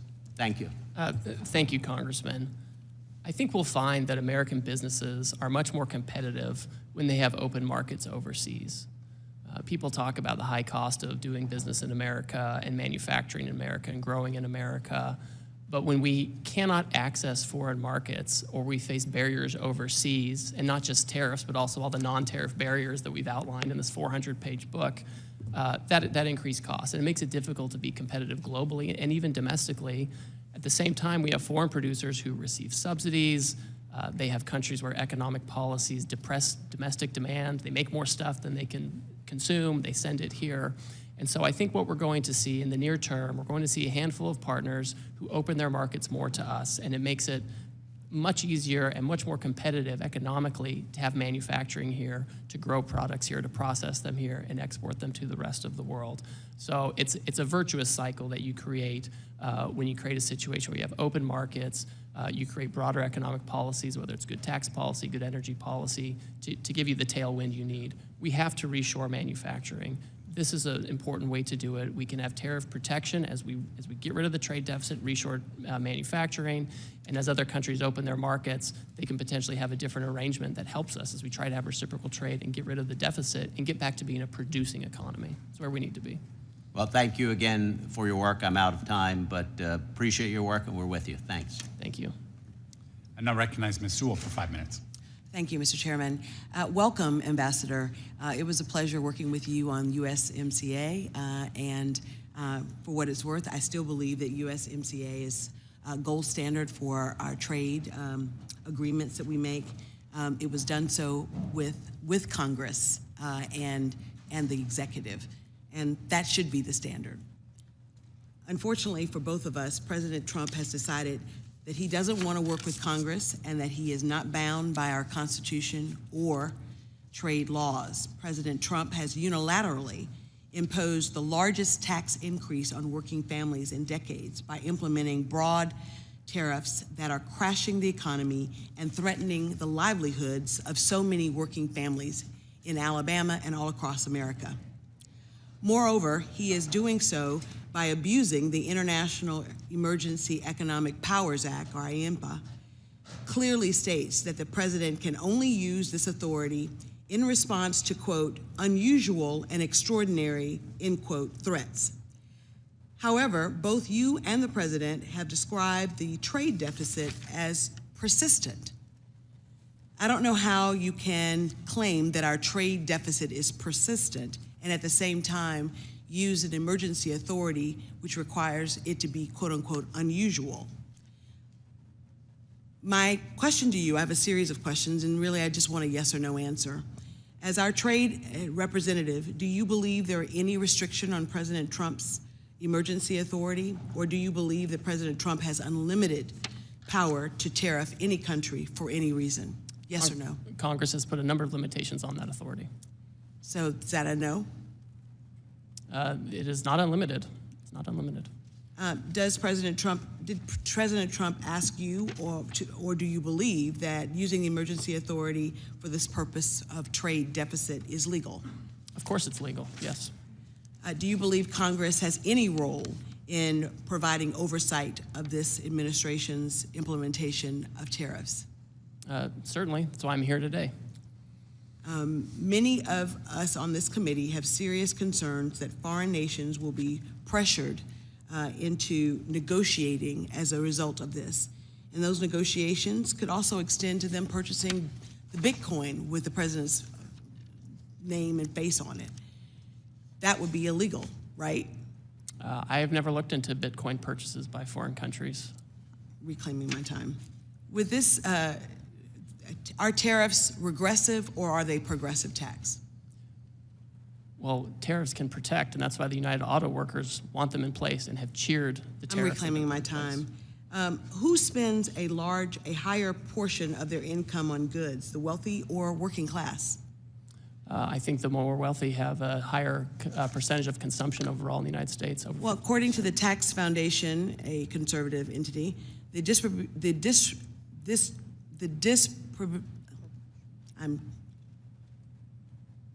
how things are distributed are more regressive and put a higher burden on lower income households more than higher income households. The top 10% of incomes account for about 50% of consumption. They do. And so I think for what I'm getting at, Mr. Ambassador, is that my Alabama constituents are very, very worried. I was home this weekend, and Miss Jackie, who owns Reflections, a coffee shop in Selma, Alabama, right near the Edmund Pettus Bridge, a place that she couldn't have, when she was growing up in Selma, go into, she now owns. It's a coffee shop, and she's really, really worried that the price of coffee will go up so high that she will not be able to keep her store. And she just, this is year number 3, it's a very popular store, but in Little Selma, Alabama, where the price of coffee is already $5, $4.99, increasing it even more would shut her down. And so my constituents have lots of questions to me and to, and to this president with respect to why we are choosing to go down this path. His tariffs amount to the largest tax increase on those families. It's bad for Alabama farmers who are facing retaliatory tariffs. It's bad for consumers who will see prices skyrocket. It is horrible for those who are retired and depend upon their retirement to live, and seeing the stock market go out of control. So, sir, this is really dire for a lot of folks that I represent. Dire for a lot of folks that I represent. And we can't wait for things to get better. And so I really urge you and the president to think about the least of these, the most vulnerable in our society, and how they're going to weather the storm. And to my Republican colleagues here on this committee, I hope that you will push back on these escalating, sweeping tariffs that have done so much damage to our economy. Thank you, and I yield back. Members' time has expired. I now recognize Mr. Hearn for 5 minutes. Thank you, Mr. Chairman. Thank you for being here today, Mr. Ambassador. I really appreciate you being here to recognize the relationship between the executive branch and Congress as it relates to trade, so thank you. Over the last 4 years, trade has been neglected at best, and it's long past time for a real trade agenda and a president who wants to strengthen America, not cede its interests to foreign governments. As a matter of fact, the American people elected President Trump in November under the premise that he would rebalance trade with our allies and others around the world to bring manufacturing back to the United States, to create high-paying jobs in America, make things in America. And as you just alluded to, it's been applauded by many people, including our great auto workers, as they talk about reconstituting those manufacturing jobs where they're needed most. You mentioned in your testimony that Israel is one of the countries looking to negotiate, and to my knowledge, they were the first to remove all tariffs for the United States. It is heartening to hear that our allies are coming to the table and taking quick action to remove trade barriers with the United States. Last Congress, I introduced a resolution in support of the free trade agreement we have with Israel as a way to support one of our greatest allies as they face an existential threat from Iran and its terror proxies. I appreciate President Trump's strong support of Israel, and I hope that this first step by Israel to move to a zero tariff policy will lead the way to an even stronger trade and economic relationship between our two countries. Trade policy should reflect not only economic interests, but also national security and ideological alignment. Strengthening relationships with allies who share American values is essential to reducing reliance on adversarial nations.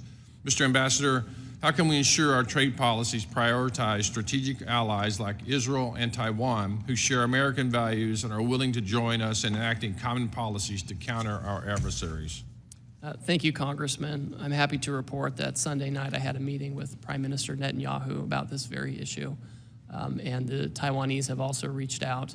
So this is something where we're having close, high-level talks about how to move forward. I would also say, as we talk to our allies, we're encouraging them and hoping that they will align with us on things like export controls and investment screening to make sure that as we trade with them, we're trading in a way that increases our economic security and not just our economic growth. We know calculations are going on and into the reciprocal tariffs, include more than just tariffs other countries place on the United States. And as you're undergoing negotiation with our allies, is the President and your office taking into consideration things like export controls, as you just mentioned, foreign military sales, foreign direct investment as it relates to their relationship with the United States? So we certainly consider those things and appreciate them. Remember, with foreign direct investment, because they export so much to us, they have all these hard dollars, and the best place to put them is here. And so that's kind of a natural outgrowth. We are very focused on making sure that we have a trading goods that is fair and make sure that we're not getting dumped on or have overcapacity overflowing into the U.S. and that we have export market opportunities. But we certainly are encouraged by and the $4 trillion in new investment that's been announced by foreign companies. Are military sales included in that? So that's a good question. We've thought about that. When you look at the trade numbers, I think foreign military sales, official ones, don't normally show up in those trade numbers. But I know that's been raised by several of our allies, and of course we want our technology to be the technology that allies are using. The last 4 years under former President Biden, USTR failed to adequately address discriminatory extraterritorial taxes and digital trade barriers harming American companies. Last year, I raised concerns with Ambassador Tai when USTR failed to include digital trade barriers in the 2024 National Trade Estimate, the NTE, report on foreign trade barriers. The internet and digital technologies have revolutionized commerce, enabling businesses of all sizes to access global markets and consumers like never before. However, this potential is being undermined by the rise of digital trade barriers imposed by some of our trading partners. Those barriers come in various forms, from data localization requirements to discriminatory regulations and censorship measures. That not only stifles innovation and economic growth, but also undermines the competitiveness of American business in the digital age. In 2023, the U.S. exports of digitally enabled services accounted for 64% of all U.S. exports, and the U.S. had nearly $300 billion in digital trade surplus. Will you make it a priority to, unlike the last administration, to address this digital trade barrier? Yes, we're focused on this. We're not political or choosing sectors we like or don't like. And we've recorded in the trade estimate this year different digital trade barriers. Obviously, Congress is going to regulate and decide how we're going to manage digital trade, competition, those kinds of things. But we just can't have discrimination, and I won't accept that by our foreign trading partners, especially in this area where we're so competitive. I want to thank you again for coming here, and appreciate you answering everyone's question. Again, it shows the understanding of the relationship between the executive branch and Congress as it relates to trade. Thank you again. Appreciate it. I yield back.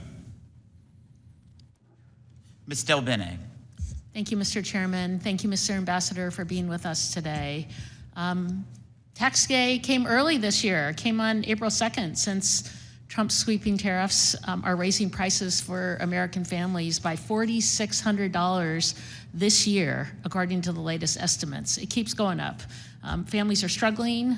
Businesses are panicking.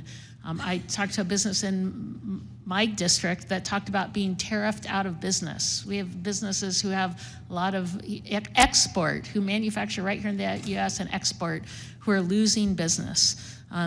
Even Republicans are beginning to break with the president. We've seen several joint bills that would make clear that the president does not have the ability to single-handedly impose sweeping tariffs.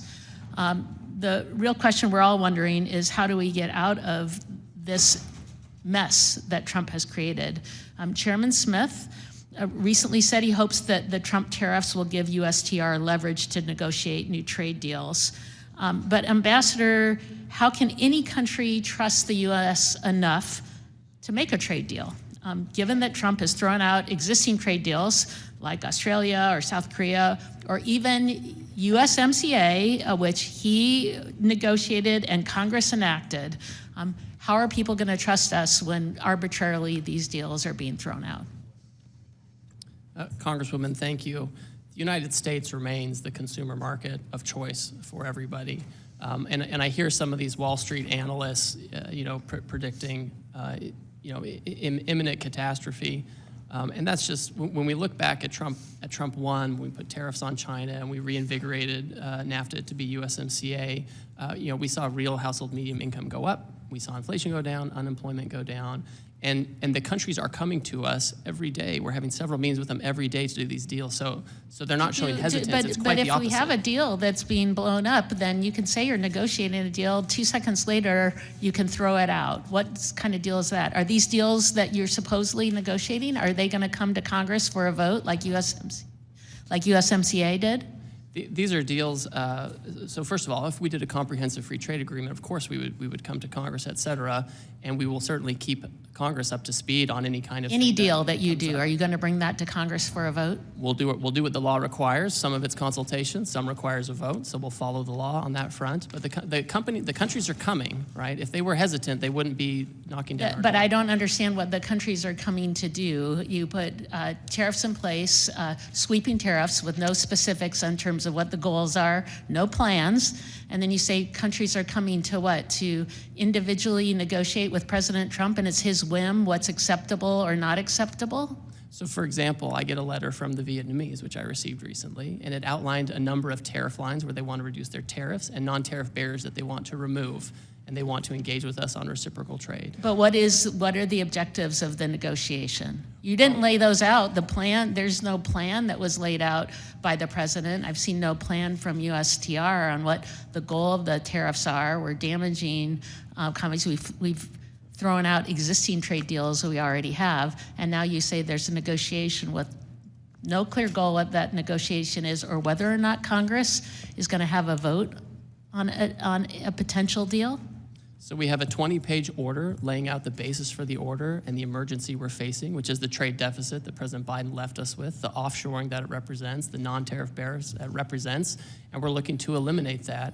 And a tariff is a way to do that. And if a country has an alternative method that they think will help us meet those goals, we're happy to entertain. Can we talk about the emergency powers of the emergency power statute that Trump invoked, IEPA, to impose his tariff? It states the president in every possible instance shall consult with Congress before exercising any powers.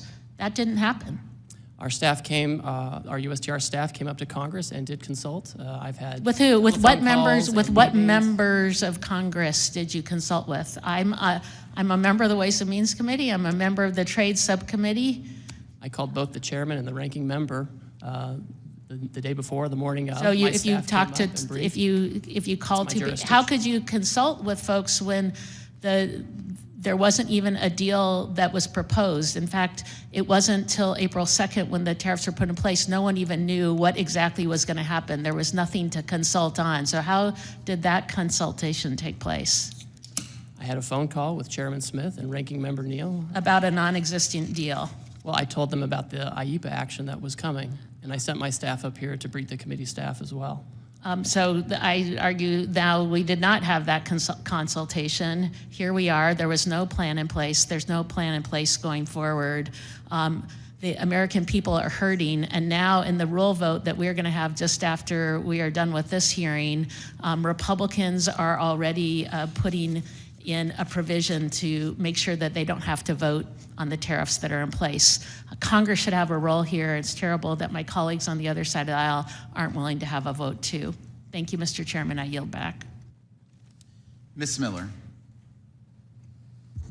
Thank you, Chairman Smith.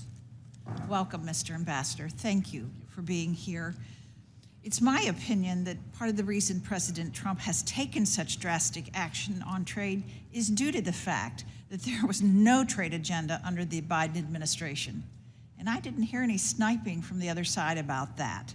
The past administration's failure to engage in meaningful conversations with our trade partners opened the door for countries to run afoul of the World Trade Organization tariff agreements and to impose excessive non-tariff barriers. These countries have had no incentive to negotiate, and they've been massively benefiting from the system as it is.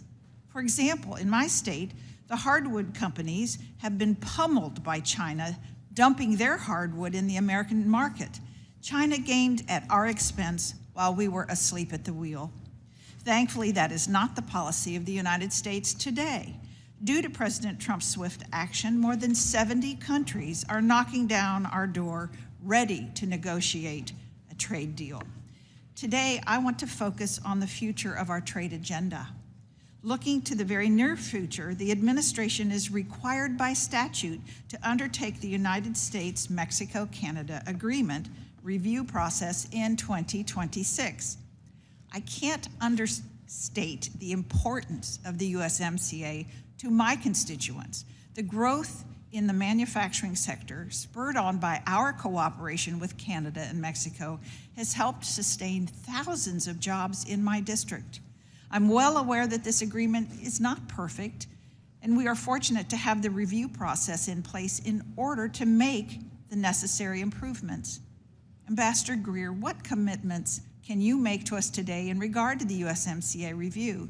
Specifically, how will you use this opportunity to advance President Trump's goals of promoting domestic manufacturing, and how will you engage with Congress to facilitate this process? Thank you, Congresswoman. And I'll just note that goods coming from Canada and Mexico right now that comply with the rules of the agreement continue to enter duty-free. This is an important agreement. I met with my Mexican counterpart last night. I have worked in the works. I have a meeting with my Canadian counterparts, and we expect that we will initiate the public consultation process that's required by the statute at some point at the time required. I think with the USMCA, it's important that Canada and Mexico not be used as an export platform for third countries. That's not what we want. USMCA should be an agreement that promotes manufacturing in America, and that we can rely on our partners to the north and south if needed. But it can't be a situation where countries can just come in, China or Vietnam or somebody, build a factory in Mexico, assemble it with parts from there, and send it across, and get the benefit of an agreement where they've taken no obligations. So I want to make sure that it truly is an agreement that helps America first. Thank you. I've greatly appreciated your leadership in protecting American digital companies abroad.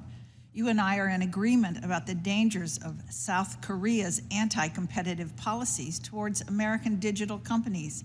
I intend to reintroduce legislation that seeks to ensure that American companies are not being harmed by one of our closest allies, while Chinese companies are left unscathed. The digital trade sector is rapidly growing, and it's important that we do not lose market share to China in this critical field. Several countries are considering legislation that mimics the European Union's Digital Markets Act, which has undisputably caused a digital winter for American tech companies operating in Europe. What are your plans to address these harmful policies and to ensure the prosperity of American digital trade? And do you think that digital trade will play a part in the imminent trade discussions regarding the Liberation Day tariffs? Thank you. So first of all, I understand that there's obviously a national conversation going on about how digital trade should be regulated, and there are lots of views on that. What I will say is we're not going to outsource that regulation. We're not going to let the European Union or Korea or any other jurisdiction set the rules for digital trade. It will be us, and they won't be able to do it in a way that's discriminatory either. That is impermissible, especially when we have, as you noted, the Chinese competition out there. If we're going to have companies that operate in this space and are so competitive in this space, we need to make sure that they're American companies, right? That's what we need to make sure. And so this is certainly something that we can talk about in any negotiations that come up. Thank you. We have historically forged some of our strongest alliances based on procuring critical minerals, which are difficult or nearly impossible to obtain in the U.S. Will you commit to exploring trade discussions and partnerships with like-minded partners to protect and build up our critical minerals today? Yes. Thank you. I yield back. Mr. Neal.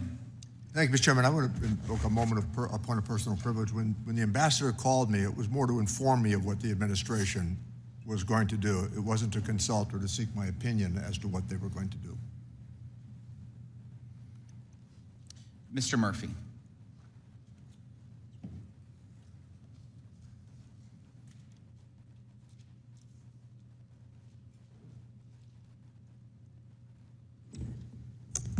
Thank you, Mr. Chairman. I just want to show a slide to everybody documenting where we are with the United States and the U.S. trade deficit. I think this really shows why this is an emergency.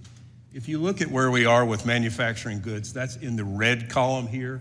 If you look at what has happened to the manufacturing capacity of the United States, we have plummeted, absolutely plummeted down. Here in 2022, we have such a trade deficit with manufactured goods. This is critical. This is why the president has said this is an emergency. The same thing with fuels and other total goods. We have plummeted in this nation's capacity to actually produce things. So yes, this is an emergency, and this is by all means altogether the right thing to do. If we do not reverse this trend, again, going with the absolute calamitous effect of how we are hurtling towards a sovereign debt crisis, this nation does not exist. And yes, there is short-term problems, without a doubt, but it's the same thing by taking medicine you don't want to take. If we don't help the body by intervening and doing what is critically important for this nation, nothing else matters. So this is why how manufacturing has plummeted, and this is why we are in a state of emergency. Thank you. Thanks just for that moment. I want to briefly say something before I begin my remarks. I've gone down in many times to Haiti. We talked about this before and done a lot of mission work down there. Unfortunately, the Hope Help program is set to expire in September. I hope some work is being done in reauthorizing this program. We're trying to nearshore, onshore. We want to stabilize our Caribbean nations, our Central American nations, and Haiti has fallen into such decay right now. It makes Somalia look like Wonderland. We really need to help these nations stabilize in our hemisphere. It helps everybody. So I hope that is just going to be on your radar. HR 1625, the Help Extension Act. Just to shift gears again, I want to talk a little bit about de minimis.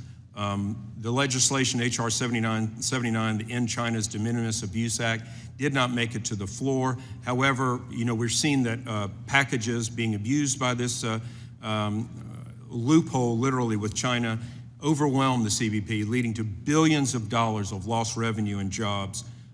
This has allowed Chinese companies to send so many goods into this country without paying tariffs. Can you discuss why the administration is taking on de minimis, why this is so necessary? Yes, it's essentially for all the reasons you just described. De minimis originated as a way for tourists or others to go overseas, buy souvenirs, come back, bring them in duty-free, and that persists, right? That continues. I think everyone's comfortable with that. But what we saw were foreign companies abusing the system and taking advantage of it and building a commercial, a commercial case for it, their entire business on it, and that ended up undermining a lot of retailers here in the United States. And so it's important to make sure that tool is used for its original purpose and not for other countries to avoid duty payments or things like that. One of the comments were that we shouldn't be doing tariffs to our friends. Friends don't treat friends with horrible tariffs like we are being done by other countries. So I think sunlight is the best disinfectant. So we're able to see what the rest of the world has been doing to the United States. I don't think the American public understands this. And this is why I think it's just so critical that we shine the spotlight on this. Quickly, just with one thing that happened in the pandemic, I'm a physician, and we saw that our supply chain for pharmaceuticals, for health-related PPE, et cetera, is critically at risk during these things. If China were to shut off all its exports overnight, medical supply chains would be one of the industries hardest hit, and we would have American patients literally dying because they could not get medicines or other type of devices. Can you discuss how the Trump administration's trade is helping to secure our health supply chain?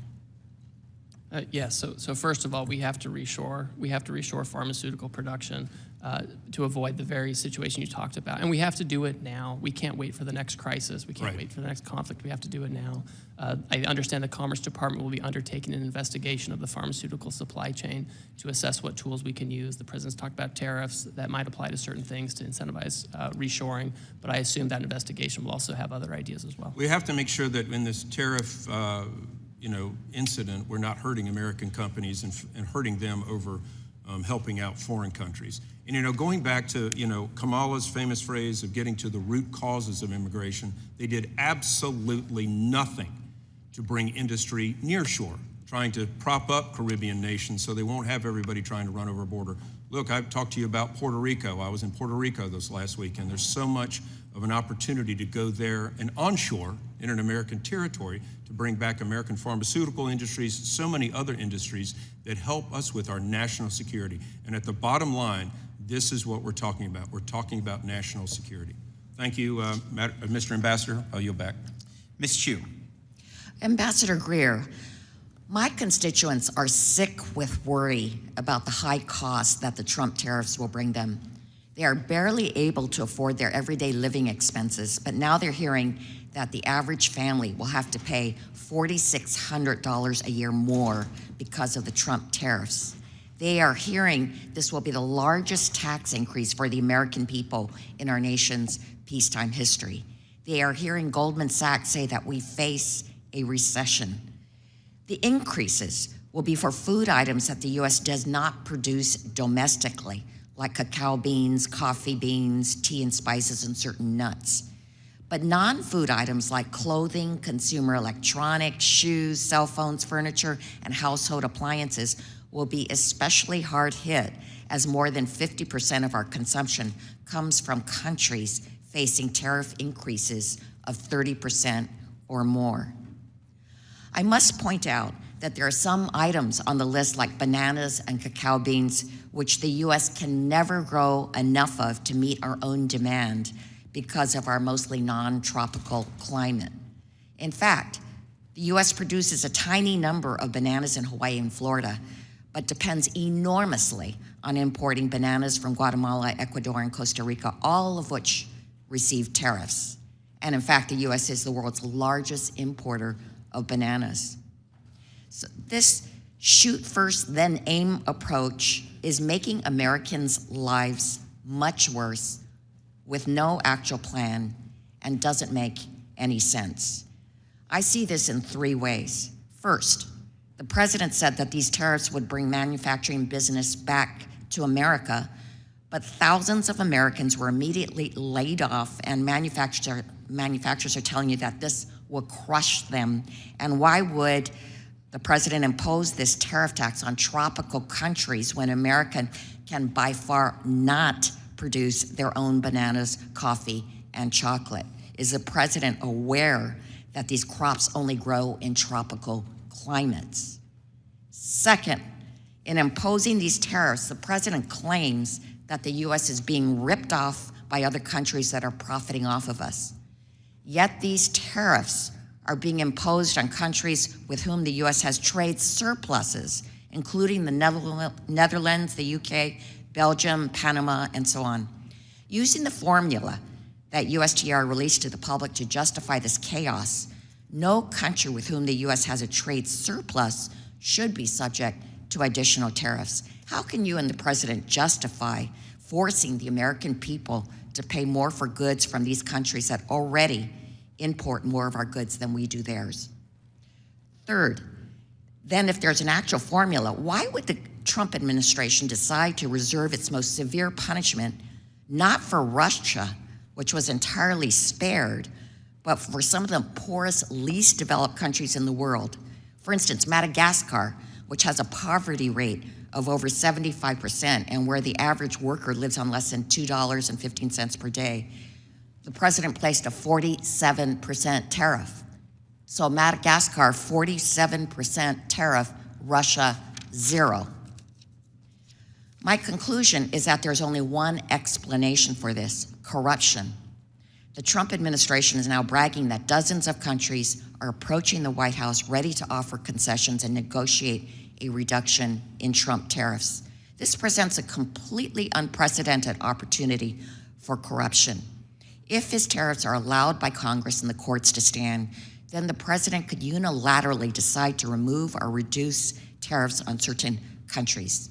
With no transparency, a country could pay the president or his family money through memberships at Mar-a-Lago or payments through their various cryptocurrencies in exchange for a reduction in tariffs. His cronies could pay him directly to remove tariffs from certain imports. So, Ambassador Greer, I would like to ask you Two yes or no questions. My first question, you're putting tariffs on crops that we, for the most part, don't grow, like bananas, cocoa beans, coffee, and vanilla. Is the president aware that these crops only grow in tropical climates? My Yes, he's second aware. question, yeah, you answered yes. Can you promise that there won't be a pay-for-play system where companies and donors make the pilgrimage to Mar-a-Lago to get exemptions? You have my promise. Well, my constituents don't have that access, nor do most of the American people, but because of these Trump tariffs, it is they who will have to pay the exorbitant costs of these actions, and that's not right. Mr. Kustoff. Thank you, Mr. Chairman, for convening today's hearing, and thank you, Ambassador Greer, for appearing today. Ambassador Greer, I represent part of Memphis, Tennessee, and most of rural West Tennessee. And in Memphis, Tennessee, last year, 2024, we had a great opportunity with Elon Musk when he made an announcement to create a historic investment in Memphis through his company XAI. And the investment will lead to the world's largest supercomputer called Colossus. So Colossus is the core infrastructure behind Grok, which is the artificial intelligence system that Mr. Musk is developing or has developed, and that I use and probably a lot of other people use. I've toured Colossus, and frankly, the capabilities are absolutely remarkable. From what I understand with this project and with Elon Musk is he places a strong emphasis on sourcing American-made products with XAI whenever feasible, demonstrating a commitment to domestic innovation. The issue is that supercomputers like Colossus depend on a variety of advanced components that right now are not produced in the United States. And I think we can all agree that we want the United States to be the absolute leader when it comes to AI. The other issue is the reliance presents obvious and serious strategic vulnerabilities because a disruption in the supply chain could hinder U.S. capabilities. So I understand that the entire industry is working on building domestic capacity. And thanks to President Trump and his efforts and the efforts of the administration, we've seen massive investments from companies like NVIDIA and Taiwan Semiconductors. But I think we all also realize that that transition is going to be several years, or it's going to take several years. So could you talk about how USTR is balancing the near-term need for components with the long-term goal of onshoring these critical supply chains? Certainly. So when the president took his action on reciprocal trade, there were some items that were not covered by the new tariff because further investigation was needed. This includes pharmaceuticals, as I've discussed, but it also includes semiconductors. And so many semiconductors are not covered by the reciprocal tariff because the Commerce Department, as I understand it, is looking into doing a further investigation to see where tariffs may or may not be appropriate on semiconductor chips or the downstream components. And that's something I know that the Commerce Department's looking at very closely. Thank you, Ambassador. If I can, because there's been a lot of talk here, some talk about Russia and the suggestions that the Trump administration has let Russia off the hook when it comes to tariffs. My recollection is that this committee several years ago took the lead on bipartisan legislation to change the trade treatment as it relates to Russia, specifically revoking the permanent normal trade relations, specifically banning the import of all energy products from Russia, specifically by providing a path to raise tariffs on many other products from Russia. So in fairness, I know that both the Biden administration and the Trump administration have added to this legislation by imposing a wide range of sanctions on Russia, which cut off most of trade and investment. So my question to you is, would any Russian exporter feel that it has better access to the United States market than our non-sanctioned trading partners who may face higher tariffs right now? Oh, no, by no means. Russia is subject to a very high tariff due to the good work you did here in Congress, as well as other kind of bad actors that fall into that category. Bipartisan. On a bipartisan basis, that's right. Thank you, Ambassador. Thank you, Mr. Chairman. I yield back. Ms. Moore. Thank you so much, Mr. Chairman, and thank you, Mr. Ambassador, for visiting with us. I'll have to say that I have really appreciated the discussion that we've had here today with our colleagues, and as is always the case with me, I have remarks that are planned, and then I make the mistake of listening to what other people have said. And I really do want to agree with some of the things that my colleagues have said, like Mr. Schmucker and Mr. Kelly, that we need, and you, Mr. Ambassador, have said that we need to have access to markets. Specifically, Mr. Kelly said, we can't afford to lose any market share, and I agree with him. He went on to say that we need to level the playing field. Mr. LaHood talked about his soybean farmers in Illinois, and I'm from Wisconsin, sir, and so I do know that we have $1.3 billion worth of soybean product, and our main partner is with China. And so I think Wisconsin farmers, that's just one example of how we are at risk of losing market share.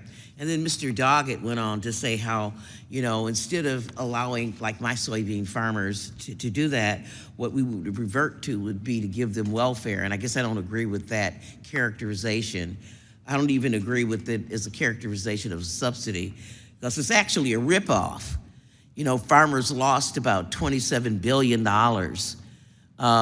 in the first Trump administration, and they only got about $23 billion in subsidy return. So they lost money, they lost market share, and they lost lives. You know, in Wisconsin, there was a study done, and they looked at suicide rates, and suicide rates among farmers are like 3.5 times more than in other professions. It's a very stressful career.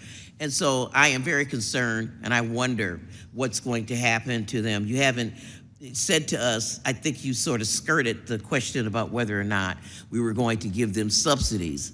But even if we would give them subsidies, that would not prevent them from losing market share. And farmers they don't want a check. They want to be able to farm.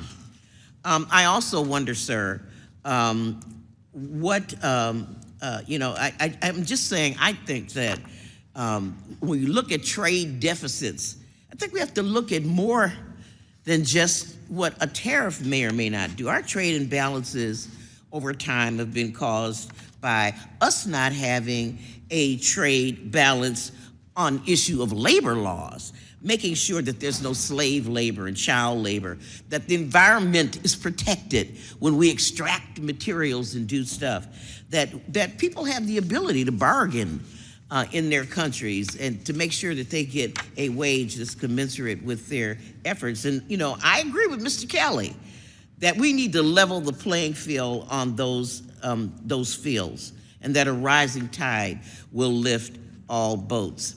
I do wonder, Mr.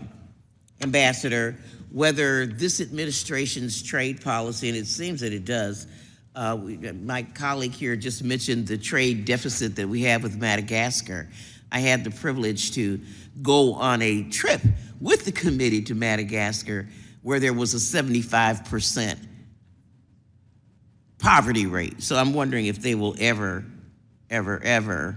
be able to give us a trade balance. Speaking of Madagascar, they belong to AGOA. And I'm wondering if this administration's policies would eliminate something that's been bipartisan, the trade preference programs that we've had under AGOA. Yes or no? Are we going to have an AGOA? So Congresswoman, thanks for your AGOA. remarks. Well, it's up to Congress. Congress has to decide if they're going up to the president. He's in charge of trade. We've sort of. Do you have a bill? I haven't seen the bill yet on this. If there's a bill, I'll advise the president accordingly on how we should approach it. Okay, I'll just say one last question to you. You say that we have got to reshore manufacturing. You did not say where folks will get the money and the confidence, really, to make these investments. Is any of the money that you plan to get from tariffs going to be targeted to incentivizing manufacturing? I've got a factory that made car frames, A.O. Smith. 10,000 people working there. When are we going to reopen A.O. Smith, sir? If the chairman... I would love to reopen that. And when? Will I be alive? I'm going to be 74 in 9 days. I hope so. We should go there, you and I, and talk to them about what they need in order to reopen. We put tariffs in place. I mean, they've been shuttered for years. We want to create incentives so they can reopen. What's the timeline between the suffering that they're doing now and when A.O. Smith is going to open again? Part of the problem is we've offshored jobs for so long and no one's taken action. We've sat on it. We have this huge, it is an emergency, and I agree with you, and I think your comments have been very thoughtful. I don't have that much time. I mean, I'll be 74 in a few days. It's 10 years. It takes a long time to open up a factory and to get the investments. That's why the president... And is it going to be 10 years? How long before we just have to be patient? That's why the president's acting now, because we can't wait anymore. We have to reshore now. Now, like a microwave now. Thank you, Mr. Chairman, and I yield back. Thank you. I'll recognize myself for questions. Ambassador, thank you for calling and consulting with me before a lot of these trade agreements, so I appreciate the correspondence there because you have. I also want to just raise the significance that I believe AGOA has for this country, and those trade preferences with those African nations from a security perspective is extremely important. And I hope that the administration continues to see from a security perspective that trade preferences with those African countries is extremely important. Well, Chairman, I will certainly share your views with the president, and I've shared them before with others in the White House. And I understand the importance of AGOA to this committee and Congress, and I would encourage the committee as you look at it and potential renewal to think about ways to improve it. And I would love to work with you all to make sure that we can do that. It's just very important. I also I've heard a lot of conversations today, and one thing that I appreciate is Secretary Bessent's comments that I've read, that he says over the last 4 decades, Wall Street got very wealthy. But over the next 4 years, it's Main Street's turn. And that's in fact who the president's been fighting for, is for all those forgotten people in Southeast Missouri, in rural America, that their place of employment is now vacant. My mother was one of those individuals. I have numerous family members that's one of those individuals. And people will talk about their 401ks. But the reality is that the top 10% own 88% of all the stock market. The top 10.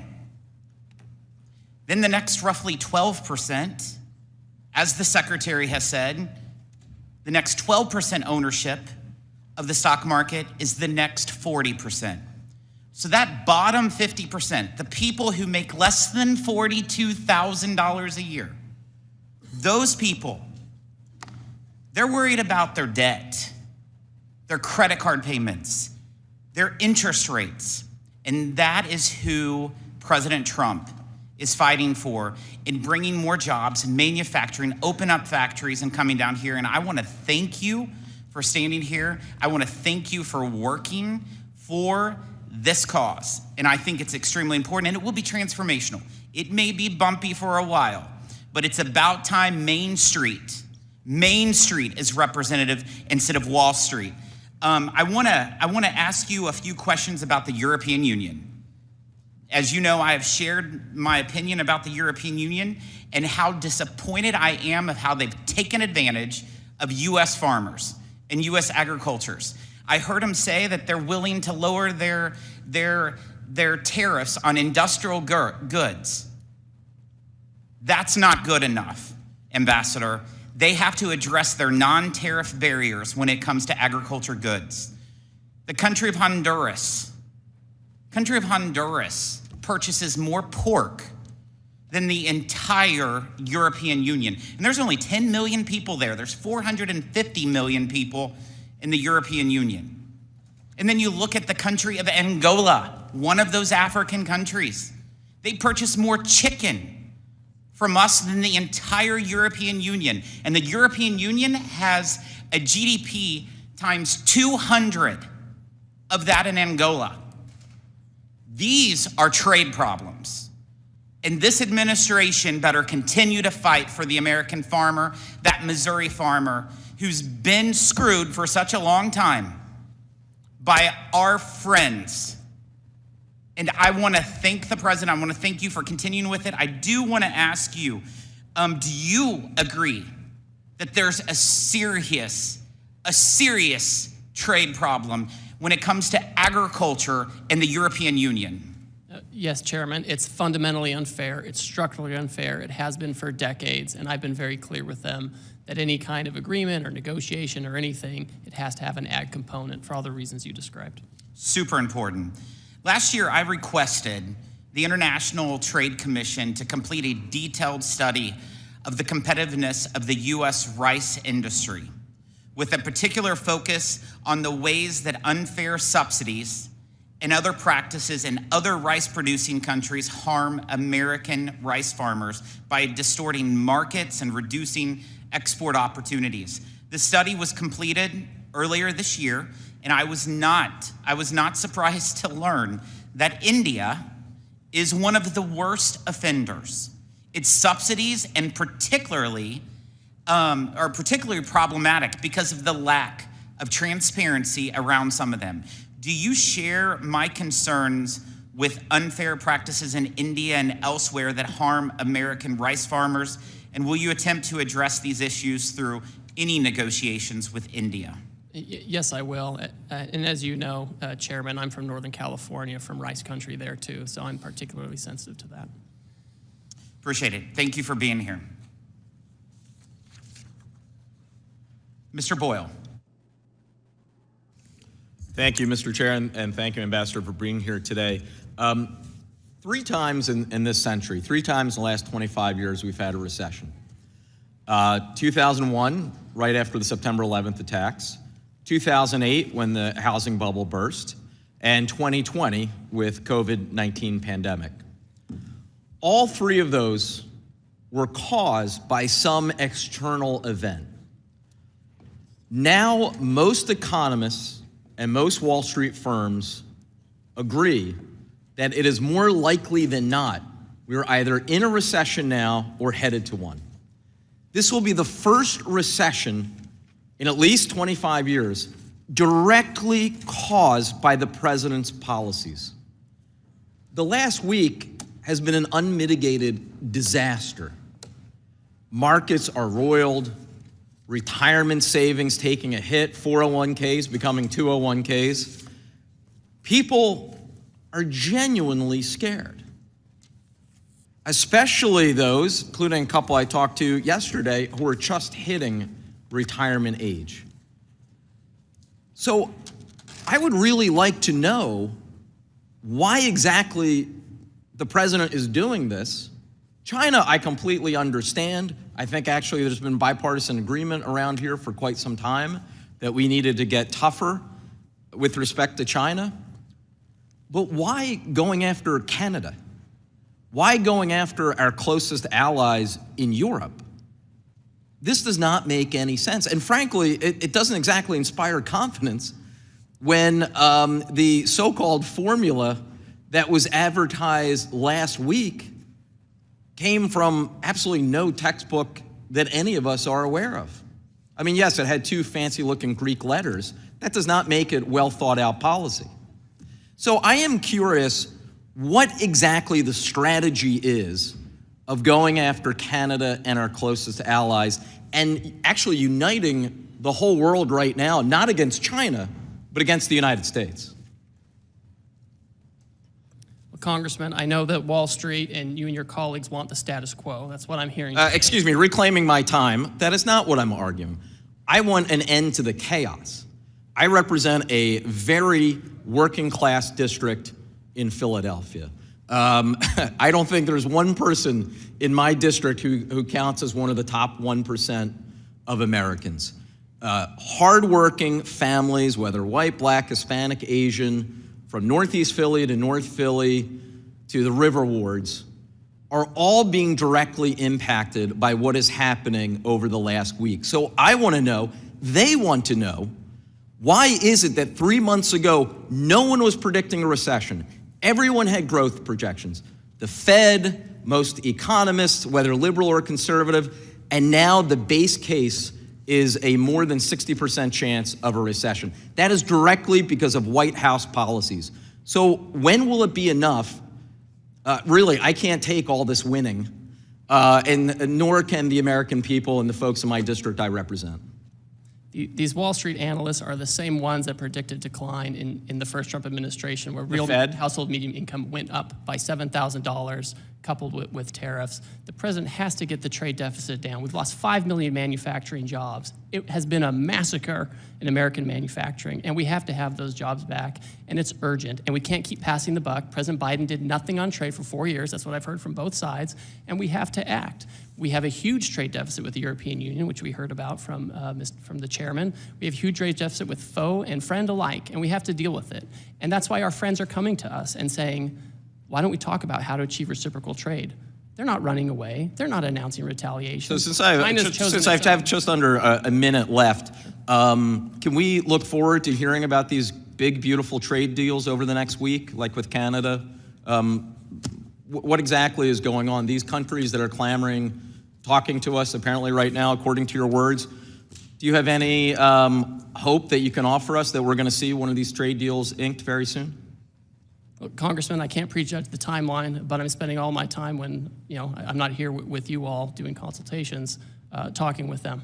So I'm hopeful that we can move quickly on a handful of countries. And finally, just in the final 17 seconds, when will this end? What does success look like? Because a lot of people right now, whether Democrat, Republican, or independent, are really trying to figure out what exactly the end game looks like here. Because right now, we all see the chaos and not what the actual end result would look like. The deficit needs to go in the right direction. Manufacturing as a share of GDP needs to go in the right direction. The non-tariff barriers and tariffs we face in other countries, they have to go down in the right direction. Those are the things that we're looking at. Those are the basis of the national emergency. That's what we're looking at. Time's expired, so thank you. I yield back. Mr. Stubbe. Thank you, Mr. Chairman. And thank you, Ambassador Greer, for appearing today. Under President Trump's leadership, we've seen a bold reassertion of American economic strength and leverage on the global stage. I'd like to walk through some of these wins and clarify the intent behind the administration's trade actions. Ambassador Greer, can you start by reminding this committee why President Trump felt it necessary to take such divisive action with tariffs and what problems he inherited from decades of failed globalist trade policy? Yes, certainly. As I've mentioned before, President Biden left us with the largest trade deficit for any country in human history, $1.2 trillion. It's extreme, it's unsustainable, especially when we have a $36 trillion debt and a $2 to $3 trillion budget deficit. None of these numbers are sustainable, and anyone who wants to pass this on to the next generation or to our kids or to the next session, they're doing a disservice. We have to deal with it now, and we need to deal with the reshoring and remanufacturing now before we're in another crisis, whether it's a conflict or a pandemic. That is not the time to try to get back pharmaceuticals and semiconductors and autos and all these kinds of things. We have to do it now. What distinguishes the Trump approach from the past 30 years of so-called free trade policies that gutted our manufacturing base? Well, Wall Street, we've heard a lot about Wall Street today and how important Wall Street is and all their analysts. And their entire goal has been just to make money for that top share of the elite, right? That's been their goal. And so they've been focused on offshoring so they can have more efficiencies, so they can have cheaper labor, no environmental regulations. They can go to these low-cost jurisdictions. And what does that mean? It means that we have workers who train their replacements in foreign countries. They lose their jobs, and then they're in their hometown without a factory, without a job, and they live lives of despair in many cases. And that's what's different with President Trump. He wants to reverse that, and he wants to change it. And isn't it true that over 60 countries have already come to the table to negotiate since the president announced the new reciprocal tariff structure? Well, I'm starting to lose count, but yes, that's the neighborhood of the folks who want to come in and work with us on reciprocal trade. And what does that say about the global leverage we've regained under this administration? Well, that's exactly right. We are the market destination for both consumption, investment, et cetera. And other countries want access to our market. They understand now that we have to have it on fair terms, and that's why they're here. They'd be running the other way. That's why almost all of them have said, we're not going to retaliate, we're going to work with the administration. And how important is it from a national security standpoint that we reduce our dependency on foreign steel, aluminum, and automotive components, and how have the tariffs moved us in that direction? That's a great point. With steel and aluminum, the president put tariffs on steel and aluminum in his first term.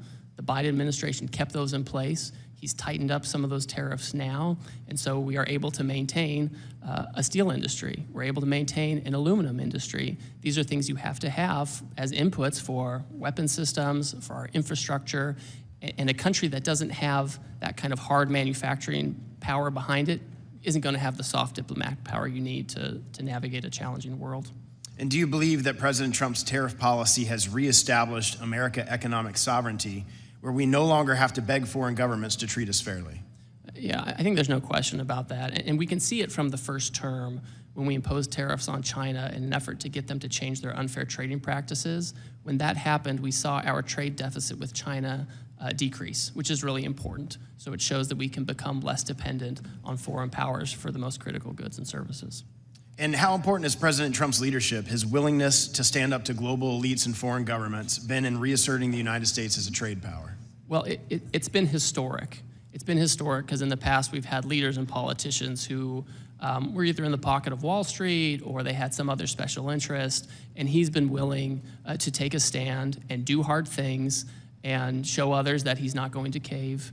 This is really important because if other countries think about power in a different way, some politicians want foreign countries to say nice things about them. That's like their end purpose in foreign policy or trade policy.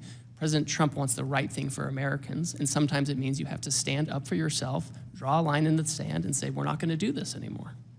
What would you say for the first time in decades, American workers have a president who fights for them, not for multinational corporations or foreign bureaucrats?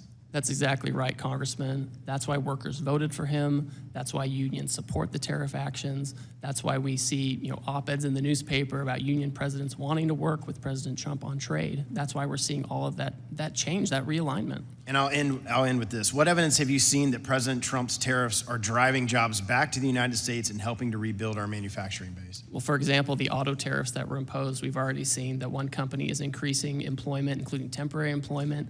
In Indiana, we've seen in Tennessee, there was a shift that was going to go down to another country. They kept that shift in America. Everyone knows if you want certainty, if you want access, you build in America and you use American labor. Thank you. My time's expired. I recognize the acting ranking member, Ms. Moore. Thank you, Mr. Chairman. And I'd like to ask for unanimous consent to enter a letter into the record to Wisconsin Republican members of Congress from Wisconsin Governor Tony Evers, his objection to the Trump tariffs. Without objection. Thank you. Thank you. Mr. Byer. Thank you, Mr. Chairman, very much. Ambassador Greer, you have a most awful job trying to convince us and the people we represent that the president's trade policies are wise and measured, when the truth is they are stupid and bad.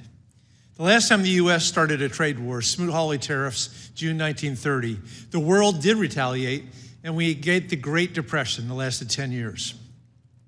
I want to quickly run through a few of the ways the logic behind the Trump tariffs make no sense. You got the math wrong, according to the people whose research you cited. Mr. Chairman, I ask unanimous consent to enter into the record a New York Times article by former Treasury official Brent Nyman titled, "The Trump White House cited my research to justify tariffs. It got it all wrong." The math error had the effect of quadrupling the tariffs Trump applied on some of our biggest trading partners. Trump accepted some goods, notably oil, but not others, including things we simply cannot produce in the United States. Why tariff bananas? Why tariff cocoa? Why tariff coffee? We don't have the capacity to produce these things at a scale that meets domestic demand. Trump logic equates any trade deficit with cheating. In fact, he called it rape. But even this stupid logic didn't help Australia or Brazil or Singapore, all countries with whom we have a trade surplus. How does Australia negotiate an end to a trade deficit that doesn't exist? Some countries have a deficit because we import things that we want, but they're too poor to afford our exports. Perfect example is Madagascar. We buy something like 60% of our vanilla from Madagascar, but they have one of the lowest GDP per capita rates in the world, and they just can't afford many of our products, but we just hit them with the 47% tariff. Trump is hinting that maybe if countries lower tariffs on us, he might drop tariffs on them a little bit or some or possibly, but Vietnam, knowing that Trump was coming, massively cut their tariffs to appease him ahead of his announcement last week, and instead, you slapped a 46% tariff on them anyway. So what are the Vietnamese supposed to do?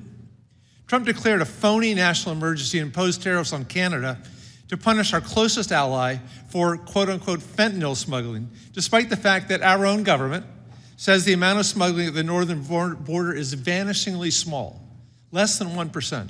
How does Canada get out of a tariff imposed on them for doing something that we admit they're not doing? Trump is risking our economy to bring back factory jobs that pay far less than the 8 million jobs that are listed in the JOLTS report right now. 8 million jobs available in America that pay far more in fast-growing sectors like healthcare, clean energy, or data science. The Secretary of Commerce, Howard Lutnick, is on television raving about shifting millions of Americans to work on, and I quote, screwing in little screws to make iPhones. You guys are blasting nearly every product from nearly every country with these tariffs. Senator Tillis yesterday called it, quote, a trade war on all fronts. It hurts our alliances, it hurts our economy, it hurts our ability to make and keep free trade agreements, which is supposedly your job. Ambassador Greer, the world is watching you. They're watching this hearing across the country. Global markets are in chaos. The U.S. economy and our most important alliances are in serious danger.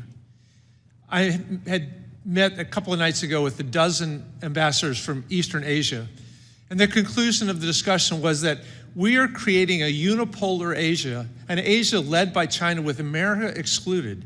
America first is America alone. And meanwhile, you're now serving as acting head of both the Office of Special Counsel and the Office of Government Ethics. These are both busy jobs in the best of times, but extremely demanding during one of the most ethically challenged presidential administrations in history. It's absurd to think that you're actually doing these jobs, but I think it's fair to ask if the many hats you're supposedly wearing are causing dangerous mistakes that damage our country in ways that's going to be difficult to recover from. You know, President Trump also imposed tariffs on China. China responded with tariffs on agriculture. European Union today announced $21 billion worth of new retaliatory tariffs on us. China's announced 84% retaliatory tariffs on us. The legal pretext, you said, is that this is a national emergency. You refer to the state of emergency as, quote, the largest and persistent trade deficit that's built up in recent years. The actual emergency is that markets are slumping, consumer confidence is crashing, and financial forecasts of recession are coming pretty quickly.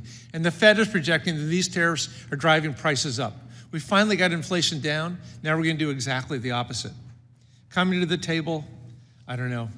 Our trade balance has been in the negative for 50 years, and yet we have built the strongest economy in the history of mankind. This is a terrible way to fix the way of bringing back meaningful employment to our low-income Americans. This is not the way to do it. Mr. Chairman, I yield back. Mr. Arrington. Thank you, Mr. Chairman. I appreciate my friend's comments just to take off on treating low-income Americans. It's no way to treat our workers whose wages have been suppressed because of this unfair and unlevel playing field, who, by the way, because of the policies of the last 4 years, have paid a regressive 21% inflation tax. So our working families and our manufacturers and those who make the wheels turn in this economy have suffered a great deal. But other countries will flat put us out of the manufacturing business, out of the energy production business, out of the food making business if we let them. I thank God that for such a time as this, He raised up a leader with the political courage to take on the political and corporate establishment that is going to do everything in its power to stop you and the president from hitting reset before it's too late. Before we not only beg for our drug making and our chip making from other countries whom we are totally dependent on, but before we have to beg to feed our families and fuel our economy, I can't think of, other than the budget deficit, a greater threat to America's economic vitality, prosperity, and national security. I'm 100%, unwaveringly, unequivocally in support of President Trump's and your reciprocal trade policy. I can't imagine anyone along the spectrum from right to left politically who wouldn't want head-to-head competition for our guys. And we have allowed this unfair trade dynamic to persist for so long, there's no way out of this without some front-end pain. And I'm grateful that we have a leader who's not trying to diminish that or hide that fact, but is transparently calling this nation to persist through this front end so that we have exponential benefits and return to our economy, to our workers, to our farmers. There is no other path, and there is no other politician in this town that would ever risk what is necessary to risk and to exert the courage and will that is necessary to exert to confront this head on like President Trump and you. And we're with you. I'm with you, and I know many of my colleagues are. Couple questions. When we went through this before, in the first Trump administration, we were, I'd say, wildly successful with the reforms in China, with new free trade agreements, agreements in 5 nations that represented almost 50% of our entire export markets. So how important was the reciprocal trade posture in the first administration to getting lower barriers, greater access to those markets where we benefited by 26+% in export activity? Our wages went up, investment went up, job creation went up, poverty went down. How important is this posture to getting there? And is there any other way, Mr. Ambassador, to this greener and more glorious economic pasture once we establish the reciprocal trade dynamic? Congressman, thank you for your support and your words. You're exactly right. There are a few different approaches to trade negotiations. One is the typical one, which is where you ask others nicely to give you market access, and they do a dialogue with you for several years, and at the end you have no more market access. And then there's the Trump way, where he says, we'll have reciprocal trade, and we can do it my way or we can do it your way, but we can work together because we should work together, and we should have fair trade among us. And that's what we're seeing now. We're seeing countries come and say, we understand the issue, we're happy to talk about this, and we know that there's an alternative path. There are alternative pathways here, and we can choose which way we want to go, and that's the way to do it. I'm grateful for both of you. Thank you, Mr. Chairman. Thank you, Ms. Tenney. Thank you, Mr. Chairman, and thank you, Ambassador Greer, for your hard work. And I'm from upstate New York. This is the home of the Industrial Revolution, the Erie Canal Corridor, the Finger Lakes, all my region. #1 dairy district in the Northeast, #5 dairy district in the country. 3rd largest producing apple county is in my district. really important when it comes to trade, and we have always been grateful for the work of President Trump and the administration for trying to understand that we've been hollowed out by China and Asia and other countries, and we want to bring those jobs back. Really important part of not just the building of New York, but the building of the entire United States and our strength leading up through to World War I, World War II, and into today. I got a couple of questions I just want to talk to you a little bit about, because there are a few nuanced issues here dealing with Canada, which is my entire northern border.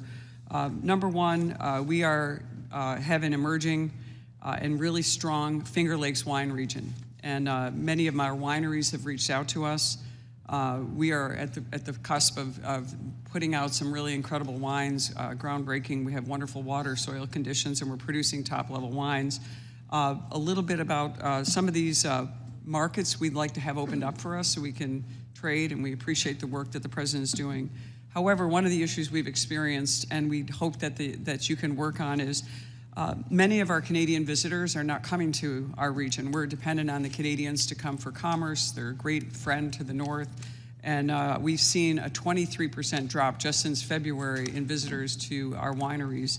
And we just want to know if we can help get your assistance and help in making sure that this sort of very important yet fragile relationship that my district has with Canada, an historically strong relationship, we can continue to work to make sure that we get that kind of trade and the kind of tourism that we've been getting from our Canadian friends to the north.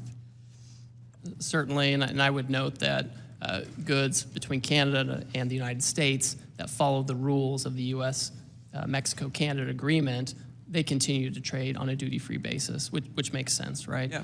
And I would say, I know you're going to jump into this because this is my next beef with that, but when it comes to Canada, we are grateful and hope that you'll continue to pursue some of the dumping that's been going on against our dairy producers, because as I cited in my start, we are a huge dairy producer and we're getting unfair treatment. We think in the last administration this was not resolved favorably to our dairy markets because Canada continues to bring milk proteins in that we think that are in violation of USMCA, and I know that's what you're going to get to. So. Yes, no, it's certainly on the flip side of the wineries. So. Yeah, that's certainly at the top of my list. I would point out that President Trump reported that he had a constructive call with Prime Minister Carney last week, 10 days ago or so, and I continue to work with my Canadian counterparts to make sure that that relationship is one where we can have fair trade. Yeah, we greatly appreciate it. And when it comes to apples, we just have to say we are so excited about the USTR's efforts in trying to reduce some of these market access barriers, particularly with Israel going to zero tariffs. Our apples hopefully will be sold all around the world. We're famous for them. We don't get the subsidies that some of the other states get in the state of New York. And we're hoping that we can do that, including getting our apples to India and around the world to actually grow our New York economy. So we appreciate all that the USTR is doing that. I think that we can have a great relationship in the future with Canada, and we are really pleased that you're working with the Prime Minister and working with everyone that we can to make sure that that northern border is protected, but also that we're getting the trade that we're so accustomed to with our great friends from the north in Canada. And those are primary issues for us. Also want to make sure that some of our supply chains, whether, I know this isn't your sphere, but when it comes to aluminum, when it comes to copper, we have some of the best manufacturers and the oldest manufacturers in the entire nation in our region, and we're dependent on Canada for those things. So when we look into the tariffs and some of the negotiation, I know there's going to be some tinkering with the tariffs as we look into the next couple of months. We just know that you and the President will work with us on making sure that we continue to keep these legacy businesses that we have across our region, that were part of our nation's real boom when the Industrial Revolution was founded. And I have to mention, it's not technically in my district anymore, but our famous patriot Paul Revere actually started his copper company in my region. Revere Copper is still operating today after being founded in 1801. So it's really important to New York that we continue these legacy businesses and continue to work to bring our supply chains back. And I just want to say thank you, helping us with dairy, with apples, and also making sure that those Finger Lakes wines become premier and actually continue to grow as we see them emerging with so much hard work being done by so many people in my region. And we're grateful to you, and so continue to work. We appreciate the effort on behalf of our district and on behalf of the President. Thanks so much. Well, thank you, and I look forward to continuing working with you and your staff on these issues. Thank you.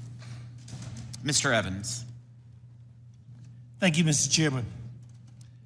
Mr. Ambassador, I'm deeply concerned about the tariffs, and we are talking about it today. Philadelphia is the poorest big city in America, and it's hurting lower people income. There's a lot of money for a lot of people. Tariffs can only be used in a smart and effective way. And I feel from what I heard, it has not. Learned about, and I'd like to start out with this question, Ambassador Greer. My first question, what specifically is the president hoping to help the residents of Philadelphia deal with the higher cost of living that these tariffs will put on the average household? Does the president have a very specific plan and strategy to address the near-term harm it has created? Congressman, the president wants to ensure that we have good manufacturing jobs that pay higher wages to your constituents, just like what happened in the first term. He wants that to happen again, that they can have more money, better jobs in a stable environment and reshore manufacturing at the same time. So what would you say specifically, would you say? How would you describe that? Well, I would say to your members and your constituents that we've had a long period of 5 million manufacturing jobs going away. It's dangerous for our country. It's bad for our economies and our families. And the president is taking action to create economic conditions to have more factories here, jobs here in their communities where they can have the types of income that they need to have stability for the working class, for the middle class, not just for the super rich who go and get 3 or 4 degrees, but for people, honest, hardworking Americans who graduate from high school and need a job. And they can have one that's stable and supports our manufacturing. Mr. Ambassador, Pennsylvania exports today $46 billion in manufactured product. These exports support 150,000 people and jobs in the state. I'm concerned that the threat of retaliation from the trading partners will further help Pennsylvania. So can you specifically speak to that issue? Yes, this is something that we watch really closely as well. And so in advance of the tariff action, I had many conversations with our major trading partners, and we told them, wait and see what happens on April 2, and then we can talk about what comes next. And so now most of our major trading partners have said, we're not going to retaliate against you. We want to talk to you about how to have more reciprocal trade. And that's a good outcome. I want to also talk about industry and small business, the effect that it will have, specifically when you talk about Philadelphia, on small business. Can you speak to that? Certainly. I've actually tasked my staff to work with the Small Business Administration to make sure we're getting the feedback we need from our small businesses. I have an advisory council on small business at USTR, and I've asked my staff to convene that council so we can hear directly from them because we want to make sure that we are hearing feedback in real time. I can give it to the president, and we can understand how the program is working. I'd like to thank you, Mr. Ambassador. Thank you, Mr. Chairman. Thank you. Mr. Fitzpatrick. Thank you, Mr. Chairman, for holding this hearing. Ambassador Greer, thank you for being here. And thank you for your commitment to spend time with this committee today and answer everybody's questions. Leveling the trade relationship the United States has with other countries, I believe must be a bipartisan goal, especially when our nation's security and well-being are on the line. I do believe that the means by which we accomplish that vision, however, matters a great deal. My priority, which I'm certain that you share, and I hope this whole committee shares, is to ensure that any long-term economic gains which the American people could achieve in a more balanced trade environment are not washed away by the near-term pains they may feel at their local supermarket, hardware store, pharmacy, or restaurant. I believe it's essential that Congress and the administration come together to find that middle ground, to maximize the benefits and limit the costs of our nation's trade policy. Above all else, we must deliver greater certainty and economic stability for our consumers, our workers, and our families. I want to zoom in on medicines in particular, sir. What work do you believe can be done with our closest partners and American companies who are operating in the European Union to ensure that the cost of distinct, innovative prescription drugs and medical devices are affordable for our nation's seniors, particularly those with rare diseases or disabilities? Well, I think if we can have a supply chain that's more secure, more resilient, and more local, that's going to be something that's going to help with efficiency. This idea that we have this very fragile supply chain where we ship initial inputs from China to India, and they go elsewhere, and they get finished in another country, and they come here. That may work in a world where there's just-in-time manufacturing and where you're ignoring manufacturing jobs in the U.S. But in a world like we're seeing now, where there's conflict, there are pandemics, there are wars, that model doesn't work very well, and the costs become very high. And so if we are able to reshore large aspects of that or have it with close allies, that's going to be helpful. Switching gears to national security, I want to thank you for your work to end the de minimis exemption for the People's Republic of China. This loophole has been more than an economic giveaway to foreign competitors at the expense of American retailers and manufacturers. It's also allowed our adversaries to funnel fentanyl and other synthetic opioid drugs into our communities. I was down at the El Paso Intelligence Center, EPIC as it's called. Their chief complaint, and this is coming from the Department of Homeland Security, they focus on the de minimis exception as a major vulnerability for fentanyl getting into this country. So in addition to the manufacturing issue, we had the fentanyl issue as well. As this administration evaluates how the U.S. should alter or eliminate the de minimis standard for other nations beyond the PRC, particularly those for which have credibly abused the process to the detriment of countless Americans' health and safety, what metrics do you believe should be prioritized? So de minimis it's really a customs and border protection issue. It's not my jurisdiction, but I think some of the things you've talked about, the loss of revenue, tariff evasion through use of de minimis, counterfeits coming through the de minimis program, illicit substances coming through the de minimis program. These are all the types of things that need to be captured, whether it's from China or elsewhere. I think it's a real problem, and I think Customs and Border Protection should look into that. And finally, very briefly, sir, on the USMCA, recognizing that the agreement is facing a sunset review process that needs to be completed by July of 2026, can you share any details about how you anticipate that review will be conducted? Certainly. There are a few parts to this. First of all, there's a public consultation process that's set out in the statute that U.S. Czar will follow the law. There's a congressional consultation process, which of course will follow. When I think about ways to enhance USMCA or our relationships with our trading partners, one thing that I'm very focused on is making sure that other trading partners don't benefit from the agreement without agreeing to the obligations of the agreement. I'm thinking of China or other Asian countries that want to use Canada and Mexico as an export base into the United States and benefit from the USMCA. I don't think that's the right approach. We need to change that. Just one follow-up. Will USMCA qualifying trade, which was not covered under the April 2nd tariffs, continue to be excluded in advance of this review to ensure certainty for our manufacturers?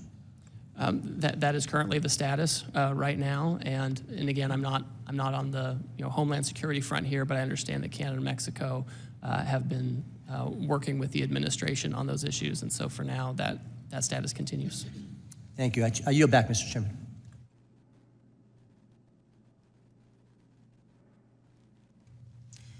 I now recognize Representative Fischbach from Minnesota. Thank you, Mr. Chair.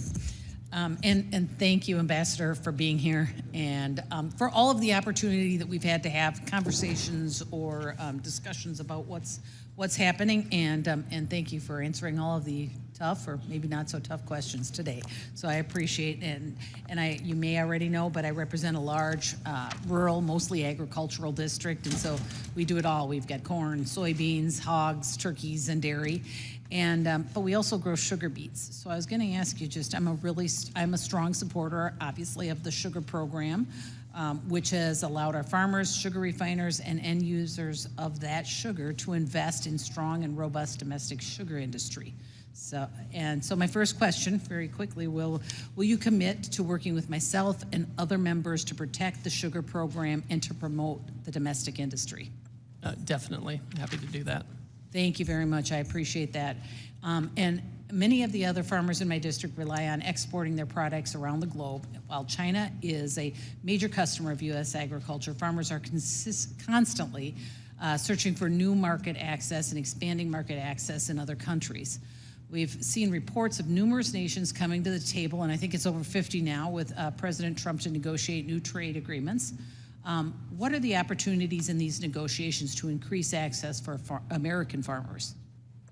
Certainly, as I think was mentioned earlier, perhaps by Congresswoman Tenney, Israel has come, and we've had a trade agreement with them for a long time. People are surprised to find out that despite the trade agreement, they still have tariffs on some of our agricultural goods. And so they've offered that that's something that they're willing to look at.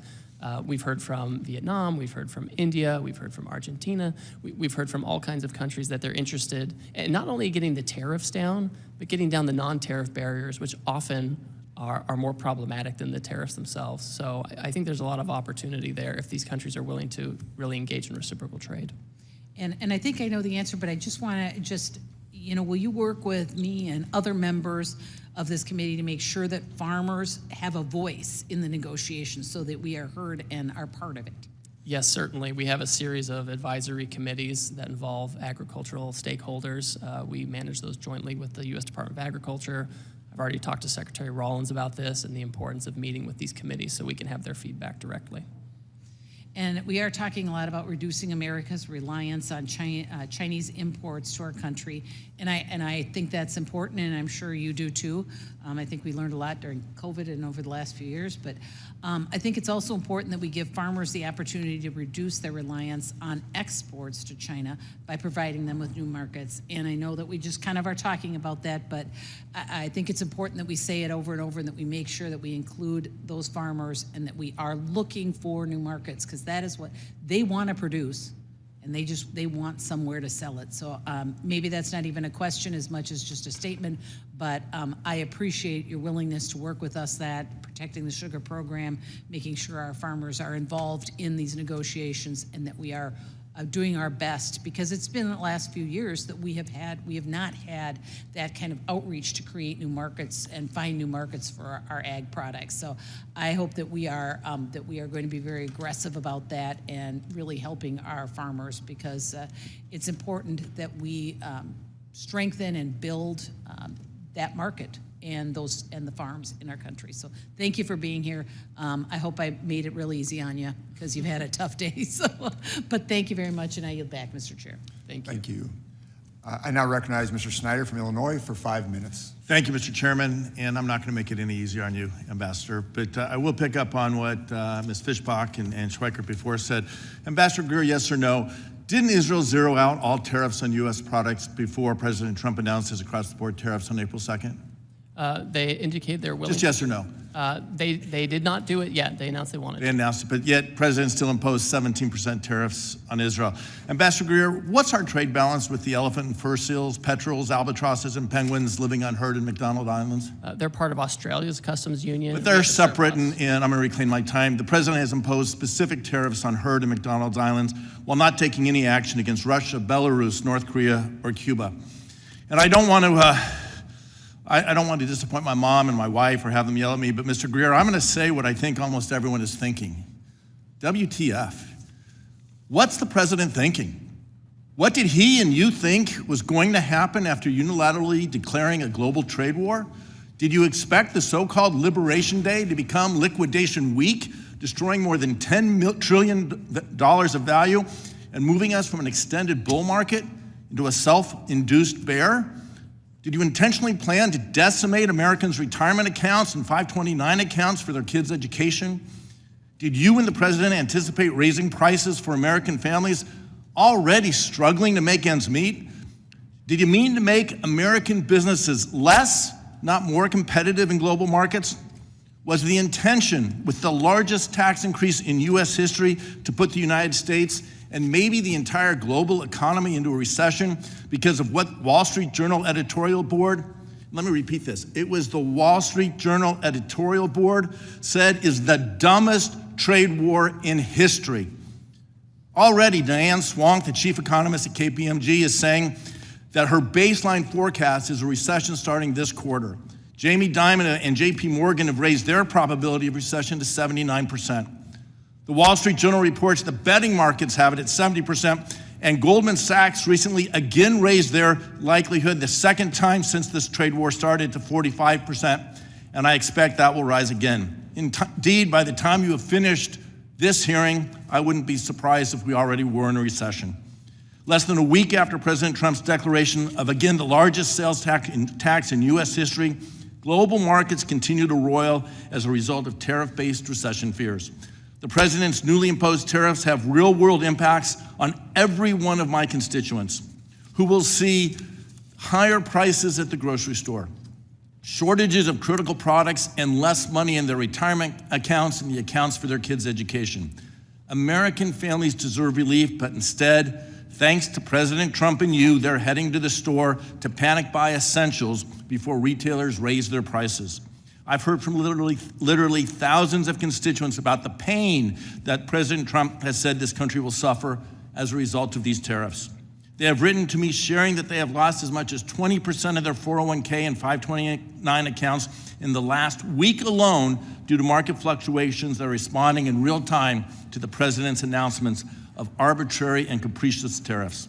Seniors who recently retired are worried about having to return to work to make sure they can make ends meet, and today wonder if they will now outlive their retirement savings. Small business owners are worried about laying off employees. Large companies in my district are preparing their next earnings report for investors and telling me that the impacts of these tariffs are material. That's business speak, for the tariffs are going to have a real adverse effect on their operations and likely adverse effect on their cash flows. Make no mistake, President Trump's trade agenda is slowing economic growth and job creation, weakening U.S. global leadership, and increasing the cost of doing business in the United States. These tariffs make life for Americans more expensive, make our nation less secure, and our citizens less prosperous. Congress must take back its constitutional authority to stop the chaos and the pain President Trump is inflicting on American families and dig us out of what could be a self-inflicted recession. Before I ask a question with my limited time, I ask unanimous consent to submit into the record the CIA World Factbook entry for Heard Island and McDonald Island. Without objection. I also ask unanimous consent to submit for the record an article from Scientific American, The Heard and McDonald Islands Are Pristine Biological Wonderland. The subtitle of the article is Trump's Tariffs Put a Spotlight on the Uninhabited Heard and McDonald Islands, which comprise a remote volcanic refuge for penguins and seals and a UNESCO World Heritage Site. This just once again illustrates that these tariffs are not strategic, they are not targeted, they are arbitrary and capricious in hurting our economy and our American citizens. I yield back. Thank you. I now recognize Mr. Moore from Utah for 5 minutes. Thank you, Mr. Chairman. Ambassador, thanks for being here. And as I've said to you before, I can't tell you how much I appreciate the communication and the ability to dialogue. This hearing's, in my opinion, one of the most important hearings that we've had, and it's been very important for folks to be able to hear this out. And thank you for providing details and responses.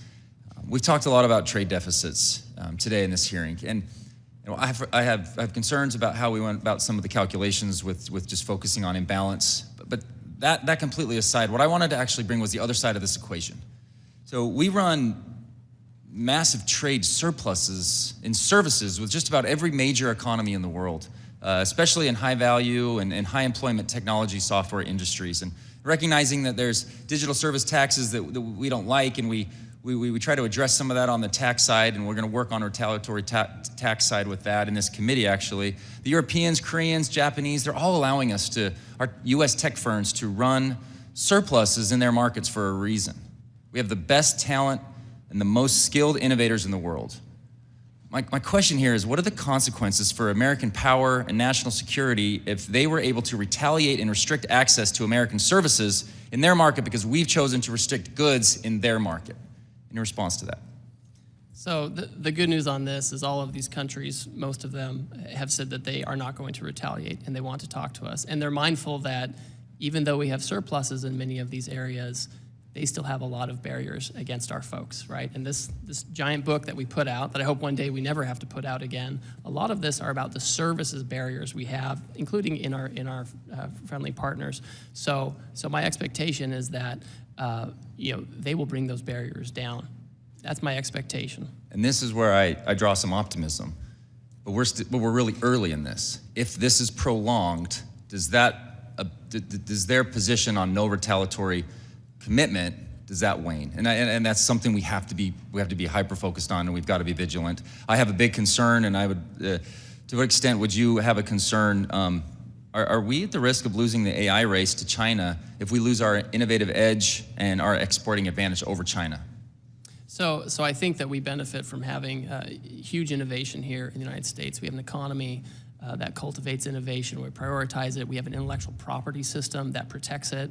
You don't have those kinds of things in China, right? You don't have that level of protection. You don't have that level of attractiveness.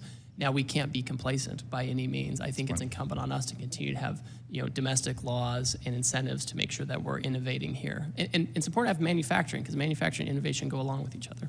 I'm going to add to that. So really what this boils down to, and I'll try to make it a little personal here. You and I went to rival universities. We're still working through some of those challenges. For now. Yeah, we may never see eye to eye on it, but we were both probably 40 minutes away from some world-class ski resorts on the Wasatch Back during those college years. During college, I always went to the Sports Den. It's a local sporting goods store, and I've known the owner, Mark, for over 30 years. I took my, every banner at every Little League thing has his banner there. He's committed to the neighborhood, to the community. He's weathered the e-commerce revolution. He's weathered COVID. He's been able to sustain this business through some of the toughest times. I took my son's bike in there on Saturday to get fixed, and I've never seen him like this. I've never seen him so anxious, so nervous about what's going on. He pointed to everything in his shop. I buy ski equipment from him. We rent stuff from him, all the gear. I've never seen him like this. And I would ask you, what do I say to him? He's really nervous right now, and I know it's impacting. I know it's just a lot of concern. What do I say to him? Well, I wish there was a silver bullet for this, Congressman, because I'm sensitive to this, and you all have constituents, whatever side of the aisle you're on, who are talking to you about this.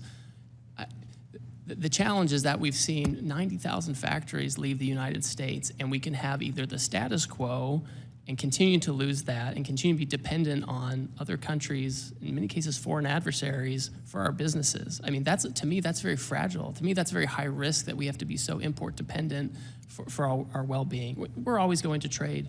We have to have this reset. We need to move quickly. We have countries in right now trying to negotiate their way to more reciprocal trade. A country like China, they're always going to have their own agency and make their own decisions, and they've never been a reliable trading partner in a lot of ways. We've always kind of been at the mercy of that. So, it's hard to go into your constituent and say that, because they'll say, well, Ambassador Greer said this kind of macro thing. I understand that. Please keep in touch. I mean, as we hear these, the effects of this, it's good for me to know about it so I can tell the president and I can continue to communicate this. We've heard stories about this, and we are concerned. So that's what I said to him. I said to him, because of our communication, he's still just as nervous, and that's just why I wanted to share with you and your team how important and crucial your job is over the next little bit. Is if this is looming, you have an incredible opportunity to do some of the good we did in the first Trump administration to get us to there. We're not there. I'm scared that we're not gonna get there. I don't see the strategy to get there, but I know we can, and I really have a lot of confidence in you and your team to be able to get us there, and I yield back. I now recognize Mr. Panetta from California for 5 minutes. Thank you, Mr. Chairman. I appreciate that. And Ambassador Greer, thanks for being here. I admit, before this week, talked to a lot of my colleagues about you. They actually said a lot of good things about you. You got a good reputation until this week, I have to say, because I actually wanted to work with you on solutions when it comes to free trade agreements. I think we still can once we get past this, and I hope that's the case. But unfortunately, you're defending a policy here from President Trump that's absolutely incoherent and inchoate. It's a self-imposed tariff regime of 10 times the amount of tariffs that were in place before this president took office. It is the largest self-inflicted wound to our economy in history. A self-inflicted wound that, if it stays in place, it could constitute the largest tax increase on working families in more than 40 years, costing households more than $3,800 per year. A self-inflicted wound that prompted one of the largest three-day moves on the markets since World War II, and it's a self-inflicted wound that's leading investors to expect a severe economic slowdown. 8 years ago, this president talked about American carnage. Little did we know that he would create economic carnage that is spreading something similar across the entire global economy. Now, the reason for these tariffs is based on a national emergency that we have trade deficits, according to him and you. Unfortunately, the president's thinking about trade is reflected in this policy. This weekend, after the markets tanked, after small businesses fretted, and after the president played golf all weekend, the president said, "I consider any trade deficit a loss." That type of scorecard thinking, combined with the president's 40-year fetish for tariffs, that has put this policy in place and put us in the global economy in this position. Now, I know the president is painting all trade deficits as bad, but they are a product of larger macroeconomic factors relating to a number of things, as you know well: savings, investments, cultural, demographics, and so on. But the president is acting completely irrational when it comes to trade deficits. He believes that trade deficits are subsidies paid by Americans to other countries. His scorecard ignores our trade surpluses and services to the tune of $250 billion annually. He is oblivious to the relationship of trade deficits to foreign investment in America, in that when we send dollars abroad for goods and services, most of those dollars ultimately come back to America. And he refuses to grasp that tariffs are taxes paid by American importers and Americans, not foreigners. A perfect example of this unreasonableness is our reasonable trade deficit with Canada. The reason we have a trade deficit with Canada is because, starting with FDR, we entered into an agreement that would sell us oil at well below market prices. We entered into and maintained that deal because we maintained a trade deficit with Canada so that we can buy cheap oil, which is a huge benefit for America. And if we took that oil out of our trade relationship, guess what? We'd have a trade surplus. Yet Trump says we're getting ripped off, even though we are actually getting the benefit of that sweetheart deal. Now, absolutely, sometimes a trade deficit is a loss. Foreign trade barriers are a problem. That includes tariffs and non-tariff barriers, but there are ways to remedy these things. Free trade agreements, as I talked about. Free trade agreements that don't require a tariff policy that cripples our economy. Yet, due to the president's fetish for tariffs and superficial thinking on trade deficits, the president has imposed a trade policy that makes the global baseline of 10% with countries that have trade surpluses like Singapore, Australia, Netherlands. Countries we have free trade agreements are getting tariffs at 10%. Countries that are free trade countries are getting tariff at 10%. It does make no sense. It makes no sense of exactly what the president wants to fix or how he's going about these tariffs. Now, it's really contradictory based on the lack of clear messaging out of your administration. If other countries eliminate their tariffs and we eliminate ours, that's just deal making, and we don't raise revenue, and businesses don't relocate to the U.S. If it's a permanent revenue source and you want to relocate to the U.S., then going to have these tariffs permanently, and there are not going to be any deals. So what is clear is that you can't have it both ways. Additionally, tariffs undermine our national security, as we're seeing in the Indo-Pacific region. Look, I know the president wants to bring back the Rust Belt. I get that, but a big part of that is political. It's nostalgia, and nostalgia, as they say, is the rust of memory. We are not victims here. Our economy is the envy of the world, partly because it was our choice to invest in other countries over saving.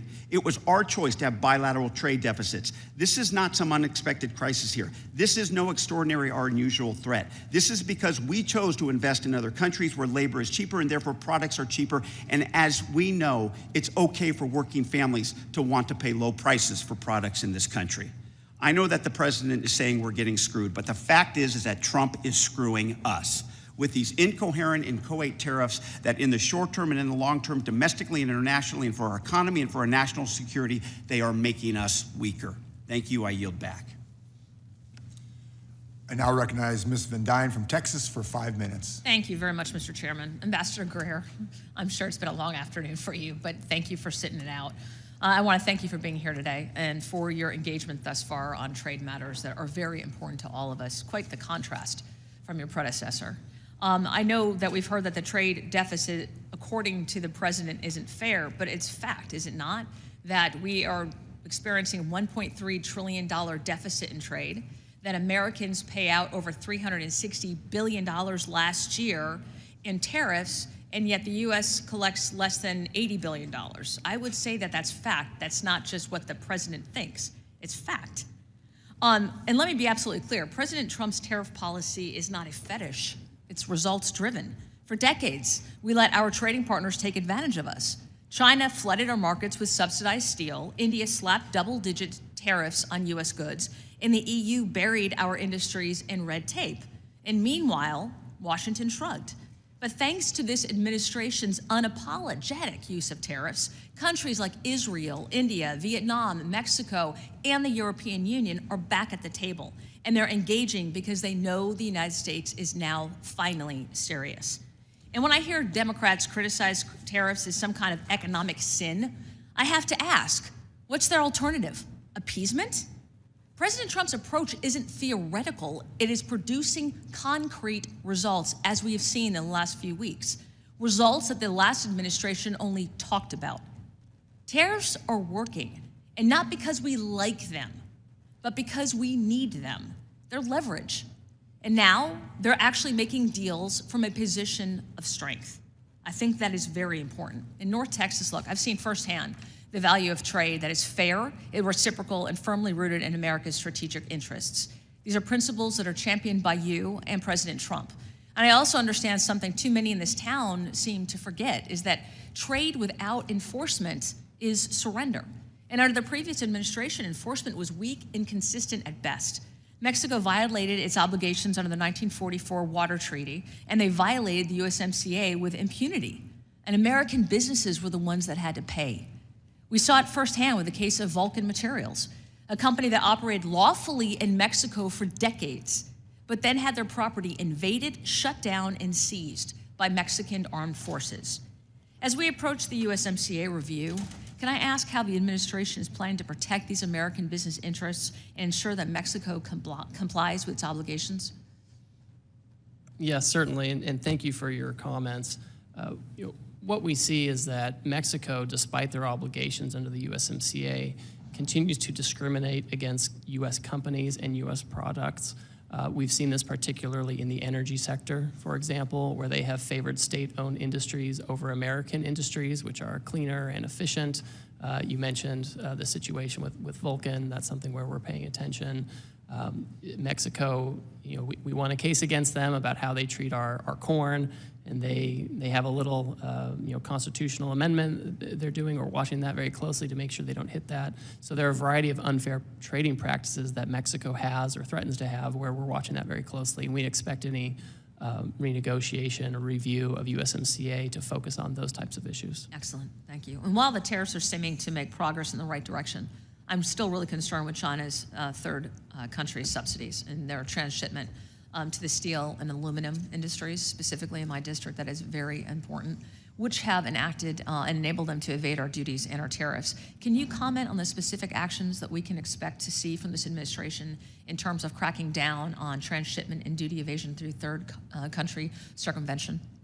Certainly, and this is, for example, you mentioned steel and aluminum. The president recently tightened exclusions and exemptions under steel and aluminum because of those types of issues.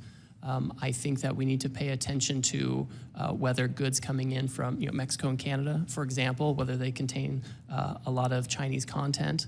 Some of this is Customs and Border Protection, needs to do more enforcement. I know that they're focused on this, but I think that we need to make sure where we have trade agreements that the benefits of the agreement are going first to Americans, and then, of course, to trading partners who follow the rules. And we have to have enforcement, and enforcement means tariffs. People say they want enforcement, but in the trade space, enforcement means tariffs. So we're going that direction too. I'm concerned that our current trade remedy laws will not suffice, which is why I'm leading the Level the Playing Field 2.0 Act with Ms. Sewell. Do you agree it's time for Congress to update trade remedy laws? Oh, I certainly agree with that, yes. Awesome. All right, Ambassador, we're at a pivotal moment. We finally have a trade policy that doesn't just talk about fairness, but it actually demands it. The Trump administration has sent a clear message. The era of taking advantage of the United States is over. Thank you again for your testimony and leadership, and I yield back. Thank you. Thank you. I now recognize myself for 5 minutes, and I just want to say thank you, Ambassador Greer, for taking the time to speak with us today. It's great to hear a voice of reason. I want to first thank you for including Germany's withholding tax on IP on USTR's list of investment barriers in the National Trade Estimate. And I look forward to working with you on this and ensuring fair treatment of American businesses across the world. I saw the list, and that was one of them, Section 49, so thank you very much. I am from a district, the second largest ag district in the country, #1 in cattle, hogs, corn, soybeans, and so forth. 20% of our ag production in the United States goes to the export market. So my hope is to see tariffs imposed last week quickly lead to fair and reciprocal market access and to end many of the long-standing agricultural trade barriers around the world. I mean, that is really my hope. So if I may ask you, it's a really interesting time. We have 70 countries that President Trump said last night, 70 countries that want to negotiate, which is incredible.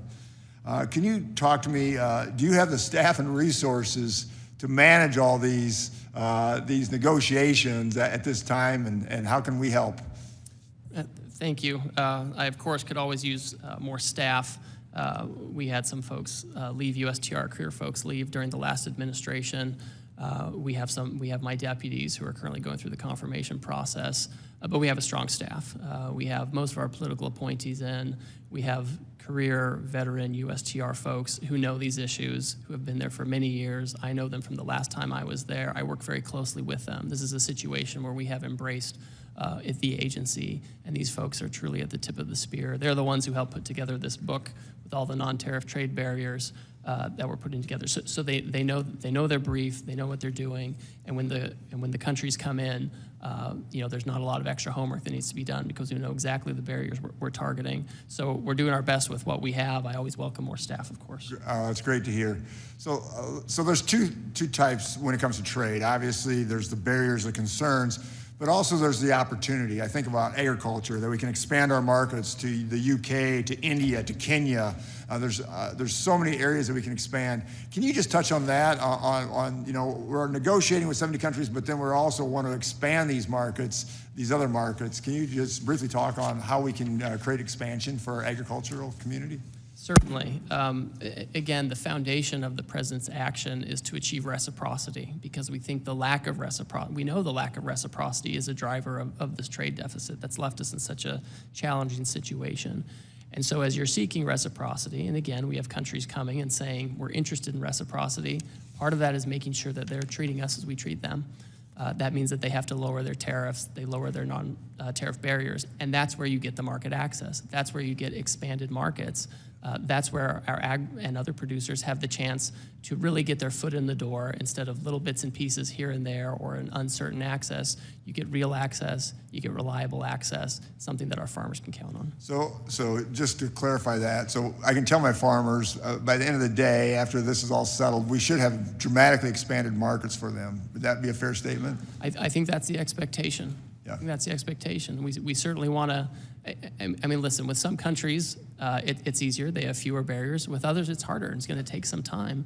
And in the meantime, they'll have that tariff. But my hope is that we can have a lot of these countries have reciprocal trade with us and make it, we can be more competitive, whether we're farmers or manufacturers or producers, if we have real access to these other markets. Be more competitive here and produce here. I want to thank you for your response to my letter to the USTR's proposed measure on Chinese-built marine vessels and for discussing it with me last week. The proposal of the USTR to counter China's shipbuilding industry would significantly increase freight costs on U.S. soybeans and soy products, in turn making the price of U.S. soybean products uncompetitive versus other countries. I'm hearing from my constituents that global soybean orders are simply being canceled and grain shippers cannot secure freight past May due to this uncertainty. I just wanted to hear from you again. So what can I tell my soybean producers, I'm the largest in the country, to give them some peace in this matter and what's happening? Well, first of all, we should have final decision on that by the middle of this month. Second of all, there were a lot of proposed measures in that Section 301 action on shipbuilding. I think that, and this could have been a communications issue, I think some people thought that all of those measures would be imposed. Those were proposed measures for people to comment on and receive feedback. We've now had that process where we've had the feedback, and now we consider which of those measures is most appropriate. Thank you very much. I now yield myself back. Now I recognize Mr. Gomez from California for 5 minutes. Thank you so much. I want to just get to the point. I want to start off by making sure we're speaking the same language, Mr. Ambassador. Do you agree that tariffs are a tax, yes or no? They're a tax on foreign goods. Okay, so I'm glad you're here to say that, because also economists say that 98% of that tax is passed on to the American consumer, right? 98 to 99% is passed on to the American consumer in higher prices. And it's going to fall disproportionately, especially on working Americans. So higher costs when it comes to food. 40% of our produce are produced out of the country. Cars, clothes, shoes, household goods, all of it. And yesterday, you said, quote, there'll be some short-term pain. I want to know, and I think my constituents want to know, how long is short-term pain going to last? Is it 24 months? I don't think it's 24 months, no. 2 years? I don't think it's 2 years. The reason why, is it 3 years? Is it a month? Because here's the thing, you also said yesterday, the other thing you did say yesterday, is you said the trade deficit grew over 30 years. It didn't happen overnight, so this problem is not going to be solved overnight. So you're saying on one hand, it's not going to be solved overnight, but then the long-term pain, it's going to be short-term pain. That doesn't compute. People don't believe it. And here's the thing, just yesterday, it was said that it was going to be a $3,800 a year increase falling on working families and the cost of higher prices. It increased to $4,600.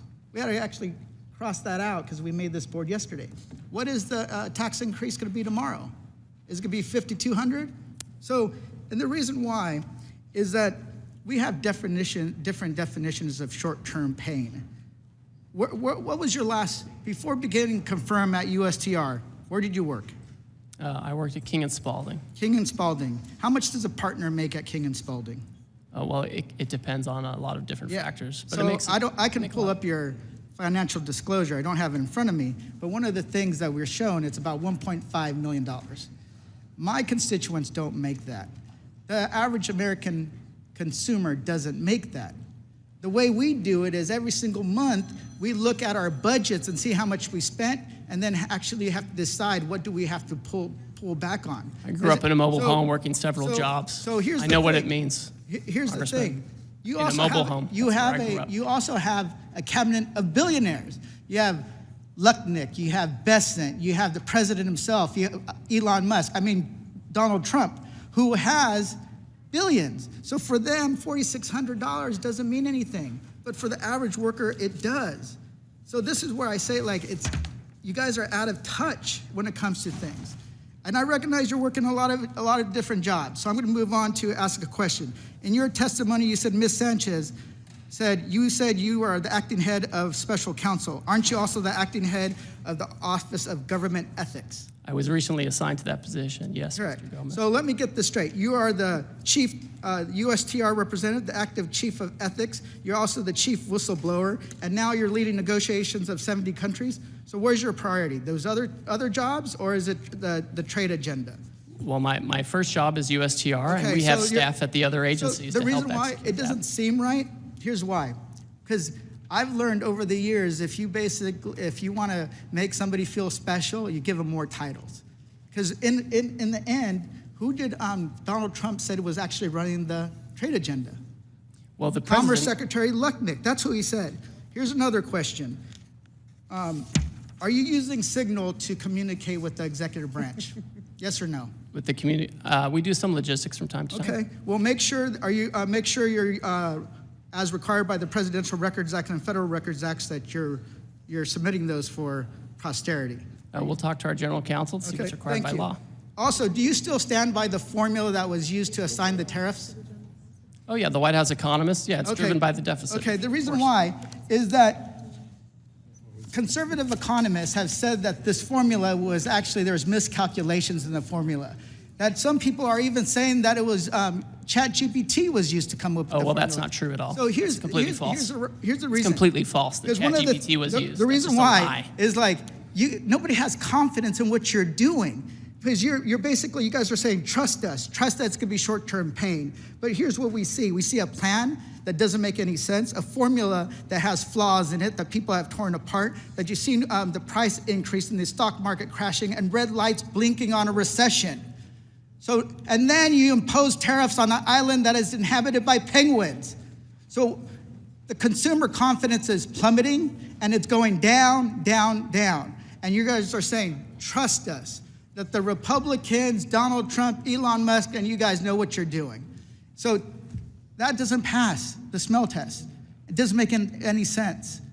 We worked on other issues before, and I hope we can work on other issues moving forward, but you guys need to be straight on who's running the show, because this is gonna fall and hurt the American worker. With that, I yield back. Ms. Malliotakis. Thank you, Ambassador. I very much appreciate your testimony here today. And I understand the President's goal of wanting to reduce unfair tariffs that are placed on the United States, that he wants to level the playing field, that he wants to reduce the trade deficit, that he wants to remove barriers to entry, and he wants to reshore manufacturing. I think we need to be cautious. I get concerned about doing too much at one time, about biting off more than we can chew. To date, though, we have seen trillions of dollars in new private investment since the President has taken office. Domestic and foreign companies are expanding or opening new facilities here in the United States. And as you mentioned in your testimony, there's over 50 countries that are coming to the table because they want to make deals. I just want to bring up some of the concerns I've heard from manufacturers, importers from New York that I've spoken to, and they want to make sure that you're considering the impact that tariffs could have on materials, on parts, on supplies that are needed to manufacture here in the United States. Because obviously the goal is to bring those jobs home, to reshore as much as possible. But if there's tariffs on plastics, lumber, metals, it obviously makes it very difficult to manufacture here at home.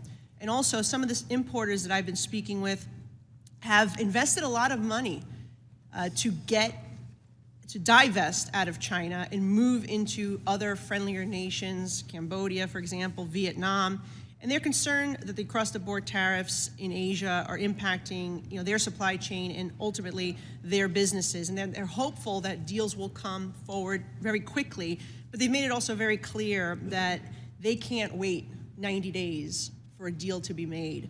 And that it would literally close their business. And so I just want to hear from you on where you think you're making inroads there, on making deals with some of these countries to avoid that type of scenario, and if you could just answer those two, comment on those 2 points first. Certainly, I'm happy to do that. And again, just to reiterate, we've had these, this enormous trade deficit that developed under President Biden. These things are supposed to be self-correcting under normal economic theory. When they're not, it shows that there's something structural at risk here. So that's what's being addressed.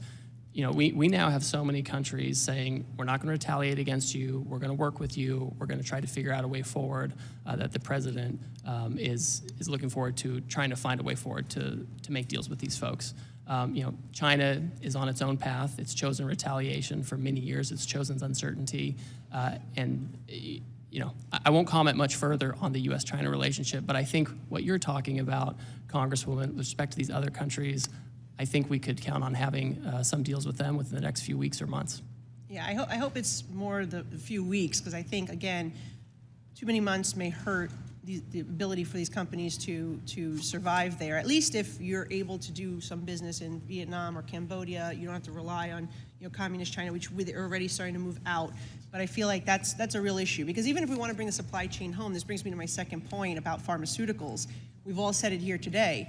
4 years that Joe Biden was there, he did nothing to reduce our dependency on communist China for our medical supply. In fact, from 2020 to last year, we saw $213 billion worth of medicine imported from China. That's a 2.5-time increase than the decade before. And so we are relying more today, post-COVID, on communist China for our pharmaceuticals, and that is a very dangerous thing. But my question is, with your goal of trying to bring facilities back home, I mean, it does take about 7 years to get one of these manufacturing plants up and running.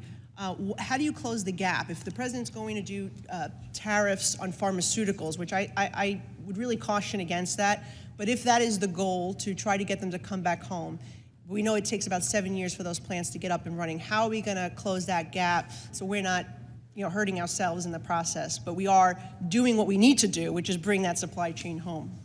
Well, I think there's a role for Congress in bringing home the supply chains. The president can act with the authorities he's been given, and we found that a tariff in the first term, we found a tariff is a way to become less dependent on China, for example. We know it works. It's just math. The data's there.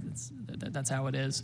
To the extent that Congress is interested in helping reshore and creating, tax structures that incentivize manufacturing, I think that's just really important. I think we have to have that. Well, and I'm glad you mentioned that, because I actually have legislation to do just that, to incentivize our sensitive supply chain, particularly pharmaceuticals, back here, and also to utilize Puerto Rico, which has had historically the infrastructure to do it. I agree with my friend Dr.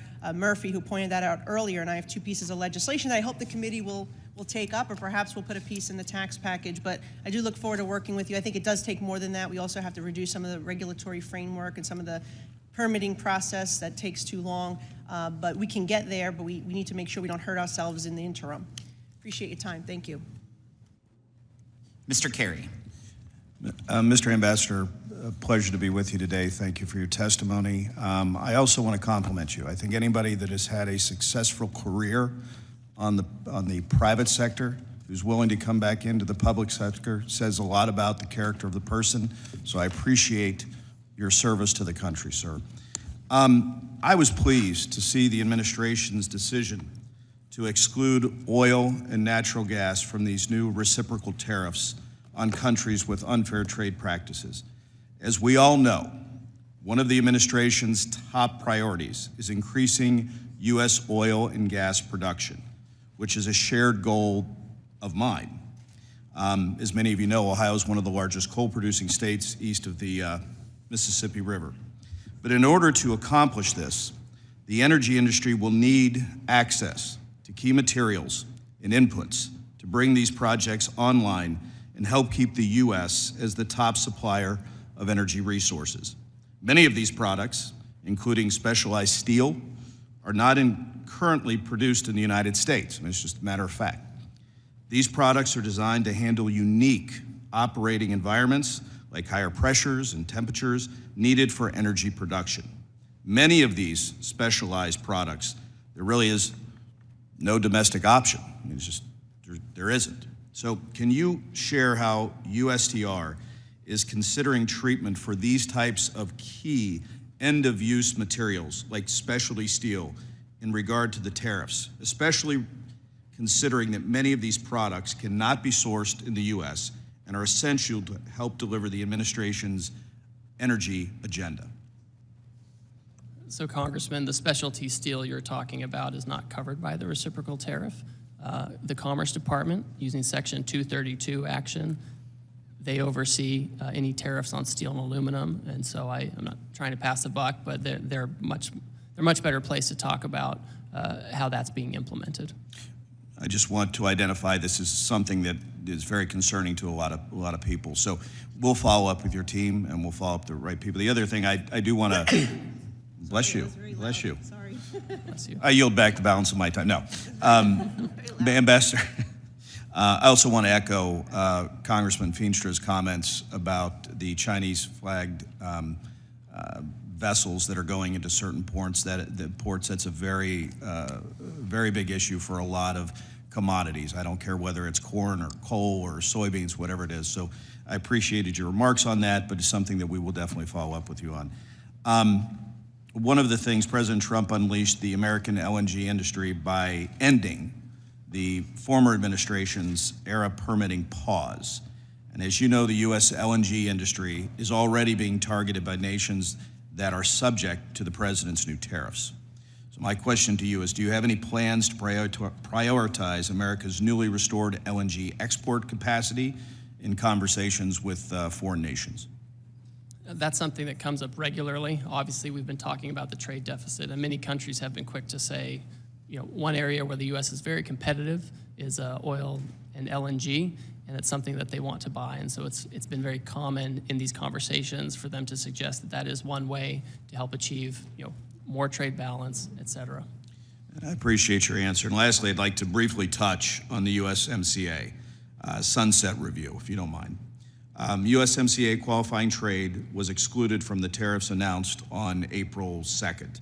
This will help many of the U.S. manufacturers. The reason I wasn't in the room most of the days, they were in my office, that have made investments under the rules President Trump negotiated 5 years ago. USMCA is facing a sunset review process that needs to be completed by the end of July of 2026. Will the tariff exclusion continue to the lead up of that review to give the manufacturers more certainty in the upcoming months? Well, that's the current status. All right, I don't want to get ahead of the president on how he wants to treat that, but that's certainly the current status, and I would expect that if Canada and Mexico continue on this path, that would continue to be the status. And again, I want to compliment you for your service to the country and being willing to go back into the public sector. A lot of people don't realize you're giving up on a lot. You're spending a lot more time, probably a lot more hours, a lot more time away from your family, and so I just want you to know, as a member of this committee, I certainly appreciate your service. So with that, Mr. Chairman, I yield back. Mr. Horsford. Thank you, Chairman Smith, and to the ranking member. Mr. Trade Representative, are you aware that the tariffs have been paused? I am, yes. When were you made aware of that? Well, I understood the decision was made a few minutes ago. It's something Sitting here. under discussion. Sitting here, under discussion. So did you know that this was under discussion, and why did you not include that as part of your opening remarks? So typically what I don't do is divulge the contents of my discussions with What are the President details of the Congress. pause? Well, my understanding is that because so many countries have decided not to retaliate, we're going to have about 90 days. No, excuse me? China increased their tariffs on the United States. Trump blinked. What's the blink, sir? What do you know about this pause? What are the details of it? Well, the details, as I understand it, is that China continues to retaliate. Other countries didn't retaliate. The president 2 or 3 days ago said we wanted to negotiate with those countries that asked for meetings. That's what we're doing. What are the We've had details? discussions. How long is the pause? How many days? How many weeks? I understand it's 90 days. I haven't spoken to the president since I've been So in the this trade hearing. representative hasn't spoken to the president of the United States about a global reordering of trade. Yes, I have. I've And just yet been in the hearing with you, sir. But yet he announced it on a tweet. WTF? Who's in charge? The president of the United States is in charge. And what do you know about those details? Well, as I mentioned, It looks like your boss just pulled the rug out from under you and paused the tariffs, the taxes on the American people. There's no strategy. You just found out 3 seconds ago, sitting here, we saw you. we've been discussing a If variety you of these came actions here for- knowing that you were going to be turned off, that these tariffs were going to be turned off, why didn't you include that in your opening statement? Why didn't you reference that as part of your testimony? Well, I don't disclose my conversations with the president, sir. These were specific questions we asked you all along. What's the strategy? These are real consequences for the American people and small businesses. I had a group of small businesses in my office earlier today talking about the impacts of these tariffs on aluminum and steel. This is amateur hour, and it needs to stop. What does this even mean for your negotiating strategy? How are you in charge of negotiation if the president is tweeting about this from wherever the hell he is? The president was elected, and he runs the trade policy, and I advise him and execute his Who trade executes policy. the trade policy? I execute the trade Did you policy know with the president. that this was happening? We have been discussing all kinds of And there's another options. member of the cabinet, Bessent, who just canceled coming to the Hill to avoid talking about the market because it's in turmoil. This in just days because there was no strategy, there was no plan. The president chose to take actions that he didn't even have the authority to take. He's put our economy in disarray and near collapse.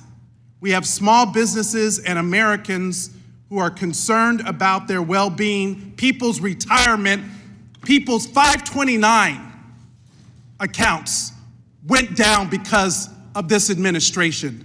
We have people that are planning to send their kids to college this fall. People who are retiring whose benefits have declined. Is this market manipulation? No. Why not? If it was a plan, if it was always the plan, how is this not market manipulation? It's not market manipulation, sir. Well, then what is it? Because it sure is not a strategy. We're trying to reset the global trade system. That has offshored what, all of our factories. And what has that done? How have you achieved any of that? But to enact enormous harm on the American people, which was our concern from the very beginning. Tariffs are a tool. It can be used in the appropriate way to protect U.S. jobs and small businesses. But that's not what this does. So if it's not market manipulation, what is it? Who's benefiting? What billionaire just got richer? And all the while, there are not even any Republicans left in this hearing. They all left because they don't even want to defend this. But meanwhile, the speaker is rushing to the floor to pass a budget reconciliation to screw America by passing the biggest tax cut in history on the backs of the American people? WTF? Who's in charge? Because it sure doesn't look like it's the trade representative. You just got the rug pulled out from under you. I wish I could feel some empathy, but the empathy I have is for the American people whose very well-being and livelihoods are being affected. This is not a game. This is real life. I yield back. Let the record reflect that there's more Republicans in this chamber than there are Democrats currently in this committee room. There's 6 of us, there's 5 of you. So let's make sure we get the facts right. I appreciate the president did not blink on China, as was said earlier, and it needs to be corrected in the record. In fact, he increased China by 125%. Would you yield, Mr. Chairman? I do not. Can we have a colloquy? No. We don't want to talk about the trade policy here in the Trade Committee. This is our jurisdiction. Your time has expired, and I'm more than happy to talk to you. I asked if you would yield. And I said no. Because you don't want to defend the policy or the strategy. Kick me out. What you gonna do? Kick me out. Mr. Yakum, you're recognized. Thank you, Mr. Chairman. Ambassador Greer, it's good to see you today. As we discussed in the past, Indiana's 2nd District has the type of production economy that he would like to make for the entire country. We manufacture 85% of the nation's RVs, 60% of artificial knees and hips, as well as boats, trailers, buses, auto parts, Humvees, you name it. We also have a ton of ag in my district. Corn, soybeans, eggs, dairy, ducks, beef, pork, lumber, potatoes, and tomatoes. I could go on. Lumber alone, I was actually just meeting with a cabinet manufacturer here a few minutes ago. I couldn't even remember if I had been to that cabinet manufacturer's site because we have so many of them in my district. I don't know how we do all that in one area, but somehow we do. All this to say, supply chains matter, both getting inputs in the door and outputs out to market. Small hangups can create expensive backups. A drip of price hikes can turn into a stream, and that stream can turn into a river for something with thousands of components. I hope we can get some good deals quickly. It probably won't come as a surprise to you, Mr. Ambassador, when I tell you that when an RV or boat is exported, it tends to not go very far. In fact, 90% of RV exports are to Canada. However, Canadian retaliation tariffs against RVs begin today, and boats are on the bubble. Are you consulting with industries and companies being targeted by these retaliatory tariffs? So, Congressman, in many cases, yes. I understand that the retaliatory tariffs by Canada are related to the steel and aluminum tariffs. And so that would be the Commerce Department. But we certainly, we meet with all these folks, right? Whether it's covered by the Commerce Department or someone else, they want a meeting, we take it, we listen, and we provide the feedback that's necessary. You know, and obviously we're talking to all of these countries to get to a position where we have better terms of trade with them, where we can ensure that we have domestic steel and aluminum manufacturing and the other critical sectors that are so important to our economy. Thank you, Mr. Ambassador. I also want to get your thoughts on a recent New York Times article titled, "The Tsunami is Coming." China's global exports are just getting started. It reports that Chinese state-controlled banks lent an extra $1.9 trillion to industrial borrowers over the last 4 years. But all those factories aren't just churning out gizmos and gadgets destined for their domestic consumption. China's promised shift to a consumption economy remains just that, a promise. Increased production paired with low consumption just means that China continues to double down on overcapacity. And these numbers bear that out.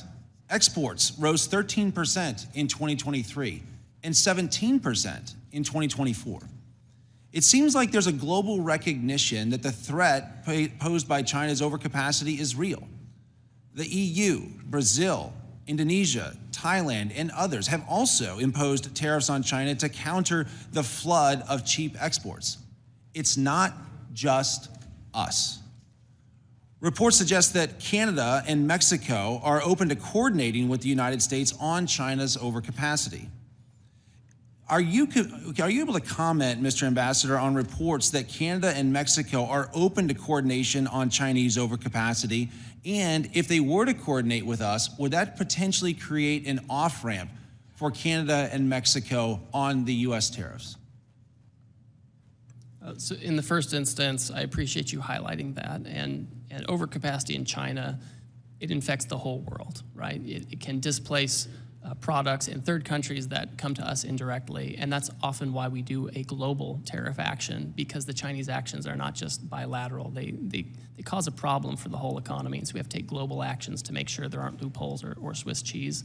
With respect to Canada and Mexico, I won't get into the details of our negotiations with them. I'll defer to their public statements. But for my part, I would say we have encouraged, we being American policymakers, we have encouraged for years our close trading partners to take stronger action against China of the types of actions that we are taking. Right. What about other countries and allies? Do you think there's room for them to coordinate with us on some of these tariffs as it relates to China? So I think there's room for that.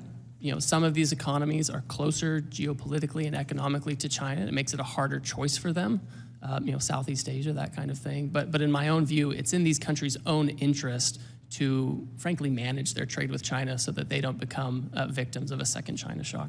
Great. Thank you, Mr. Ambassador, for being here today. I'd also like to thank you for your patience that you've certainly shown with us today. And with that, Mr. Chairman, I yield back. Thank you, Mr. Miller. Thank you, Mr. Chairman. Ambassador, it's good to see you in a different capacity. I remember last time we were together in the last administration, I was seeing you for a visit, but it's good to see you and welcome. Thank you, Mr. Chairman, and thank you, Ambassador Greer, for your time and testimony today. From day one, this administration made it clear through his America First economic agenda that the United States will no longer tolerate unfair trade practices or accept the chronic trade deficits that have hurt American workers and industries for far too long. The farmers and manufacturers I represent depend on strong, enforceable trade agreements that ensure their crops and products can compete and thrive in global markets. They are not asking for special treatment, only a level playing field.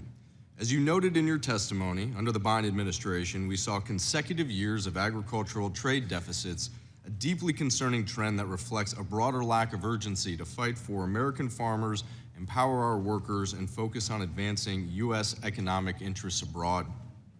Additionally, the prior U.S. trade representatives' retreat from efforts to negotiate critical market access from the American leadership in digital trade has created a dangerous vacuum, one that China and other adversaries are incredibly eager to fill.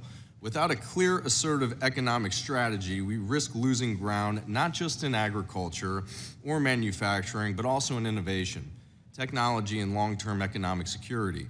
Now is the time to advance a bold, pro-growth trade policy that restores American leadership, defends our producers, and sets the terms of tomorrow's economy.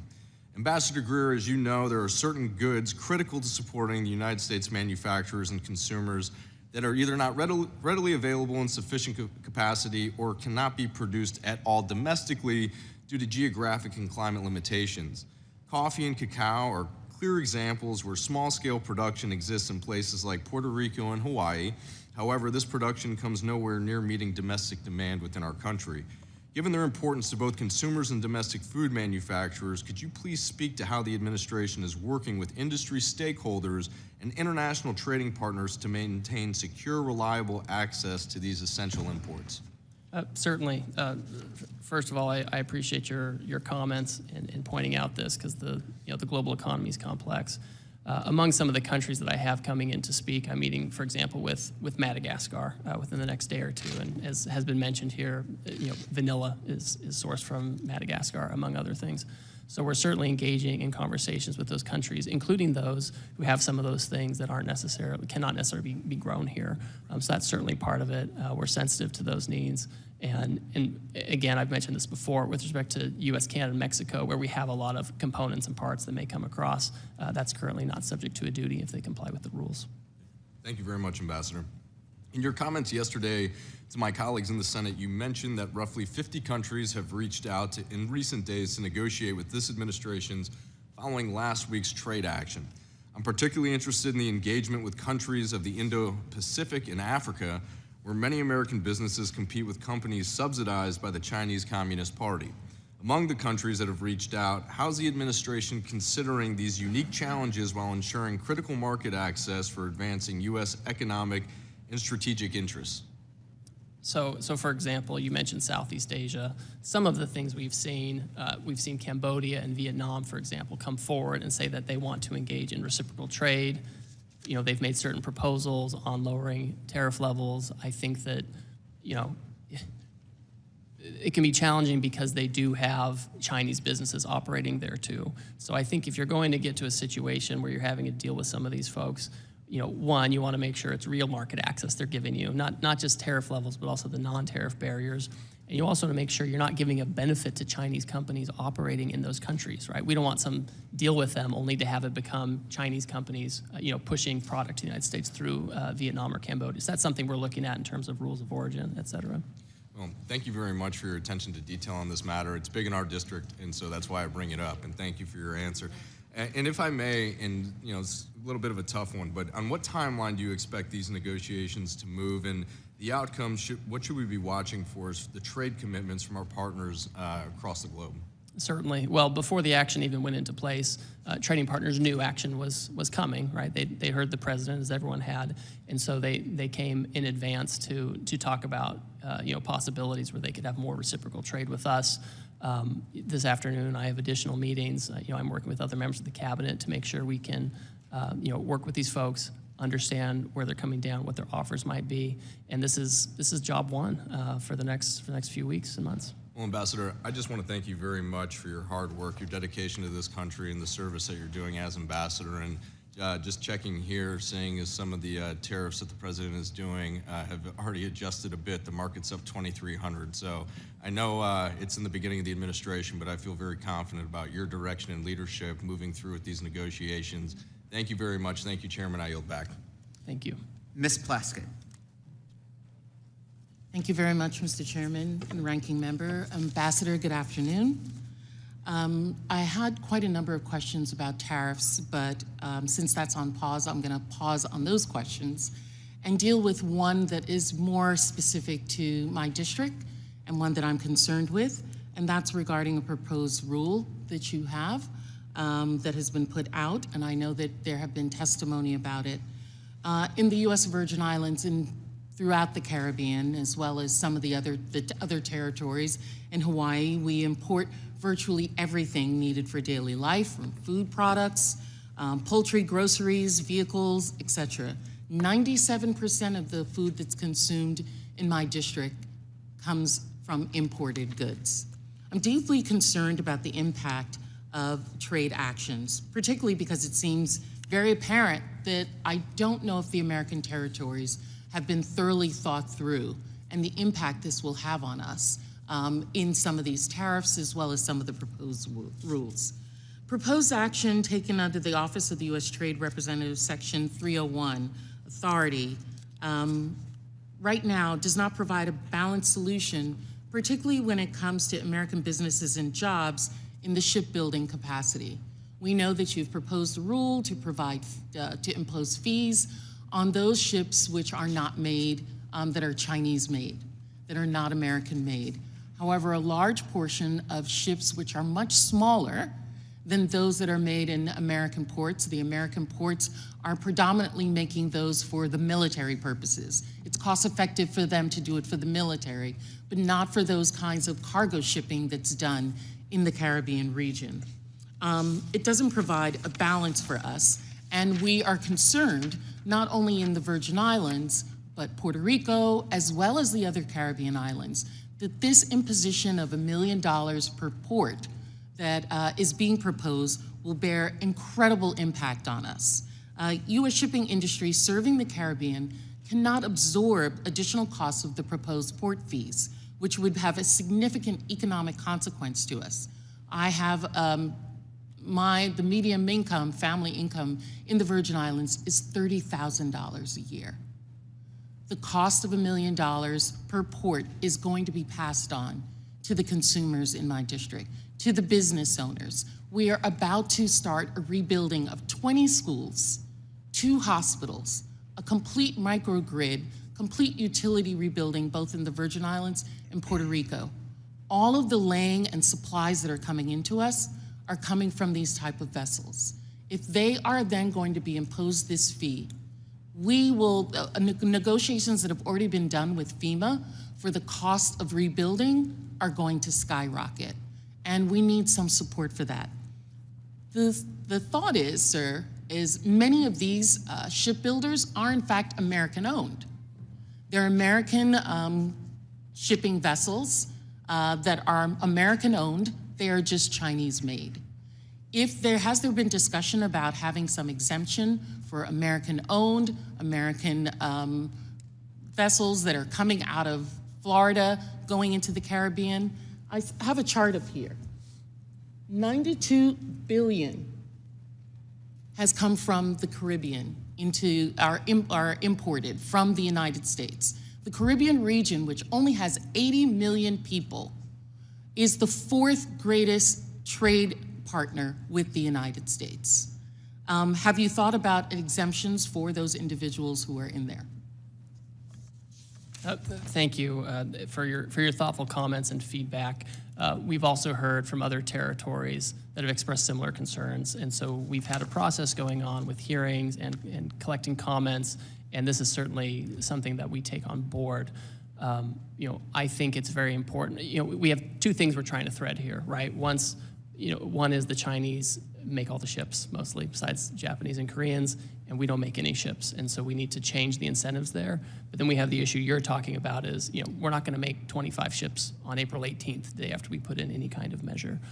So I certainly think that there has to be accommodation made for circumstances, because we're not gonna have all the ships on April 18th. So this is helpful to me.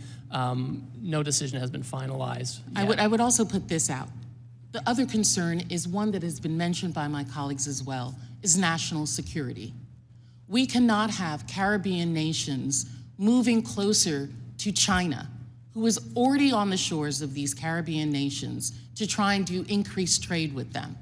If we are having a trade war with China, if we want to ensure that America is first, America needs to be first in its 3rd border, which is the Caribbean. That was said by President George W. Bush. That is the 3rd border. That is what we need to secure. And we're not going to do it if we are pushing American shipping companies outside of the Caribbean, and they have to go to China to do that. So I want to thank you for your consideration of this. Thank you. Mr. Bean. Thank you very much, Mr. Chairman. A very, very good afternoon to you, and good afternoon, Ways and Means Committee, and a special welcome to our special guest, Ambassador Greer. Thank you so much. As I look at the clock, you have sat in the hot seat for 4 hours. And the hot seat is gotten hot. I know it's gotten hot. It's gotten hot because you and this president, President Trump, have chosen to not ignore a problem anymore. It would be so easy just to ignore it. It would be so easy to ignore our collapsing manufacturing base. It would be so easy to just ignore that we're subsidizing the rest of the globe right now, but it's not how you roll. It's not how this president rolls. We're determined to make things better. The problem is, as you know this already, since 1994, we've lost 5 million 5 million manufacturing jobs, 90,000, I'm looking at a camera somewhere. I want the American people to know what's at stake. 90,000 manufacturing plants have closed. You have said enough. You have said enough. This President Trump said, I'm going to fix it. I'm going to leave it better than I found it. And for our kids and grandkids, no more. Ambassador Greer, can you tell the American people what's going to happen if you just ignored it? If we just ignored it, how long? Is it unsustainable? If we just ignored the problem, what happens to our economy? No, thank you for your comments. I agree completely with you. The situation is, for the past 30 years or so, we have had a trade policy dictated by Wall Street, and that's what I have people screaming at me today, the Wall Street talking points, repeating everything. They're trying to tell me what Goldman Sachs thinks. They're telling me all these different kinds of things. We're not talking about the next quarterly earnings for the investors on Wall Street, right? When the Wall Street Journal says, oh, well, this is going to be bad for Wall Street, I'm kind of focused on Main Street. I'm focused on getting these jobs back. We're sensitive to volatility in the market. We're sensitive to this. The problem is there's not a silver bullet where we can magically, have everything, bright and shiny again immediately. But we have to take strong measures. I would love to have Congress also take strong measures to help with reshoring and to support during this transition, where we adjust from an economy that's fueled by government spending and over-financialization to one where we're making real goods and services. Because if we don't do it, Congressman, if we don't do it, then we will be dependent completely on others, including our foreign adversaries, for the things we need the most. Amen. Like drugs and manufacturing, 50% of which comes from our adversary China, which is a shame.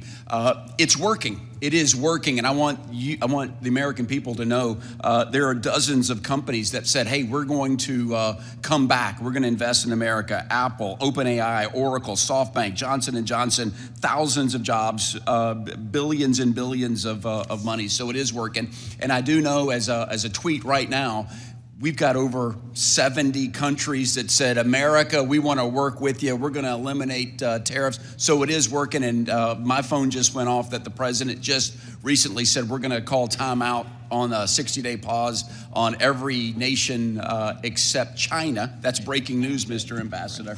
So, which is really good.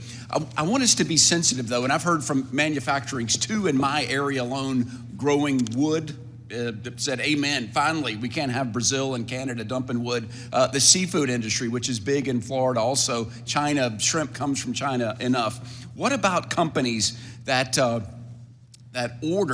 ordered product before the tariffs, before Liberation Day? Are we going to recognize the Custom and Border Protection have put arbitrary dates?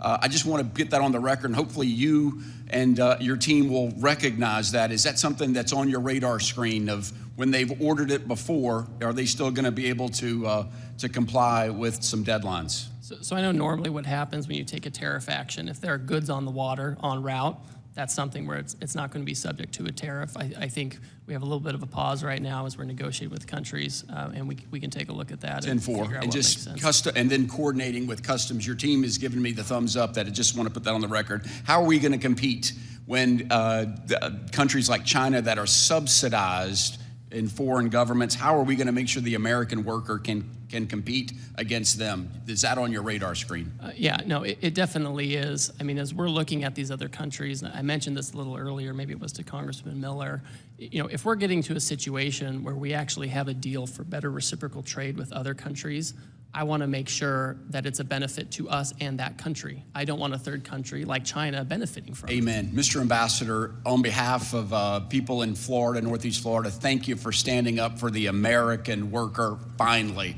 Mr. Chairman, I yield back. Thank you. Mr. Swazi. Thank you, Mr. Chairman. Ambassador, thanks for being here today. Thanks for your service. I saw that you were a missionary and you were a veteran and you had a big job at a law firm and now you're here serving the government. You helped negotiate the USMCA. Did you think the USMCA was a good deal for America?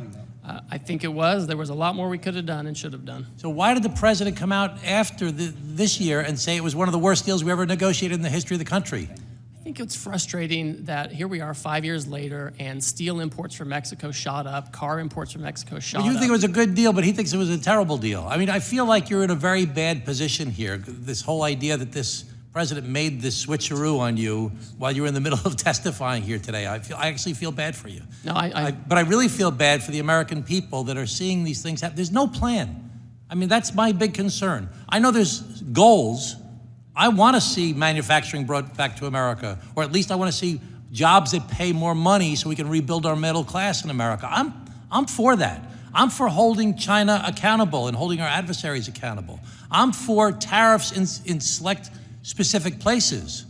But right now, all we know is prices are going up, we're pissing off our allies, and the stock market went down dramatically. It's gone up dramatically today. The market manipulation question by Mr. Horsford is a very real concern that we're gonna have to dig into a little bit. Who's benefiting from these wild fluctuations down, wild fluctuation up? We're still way down.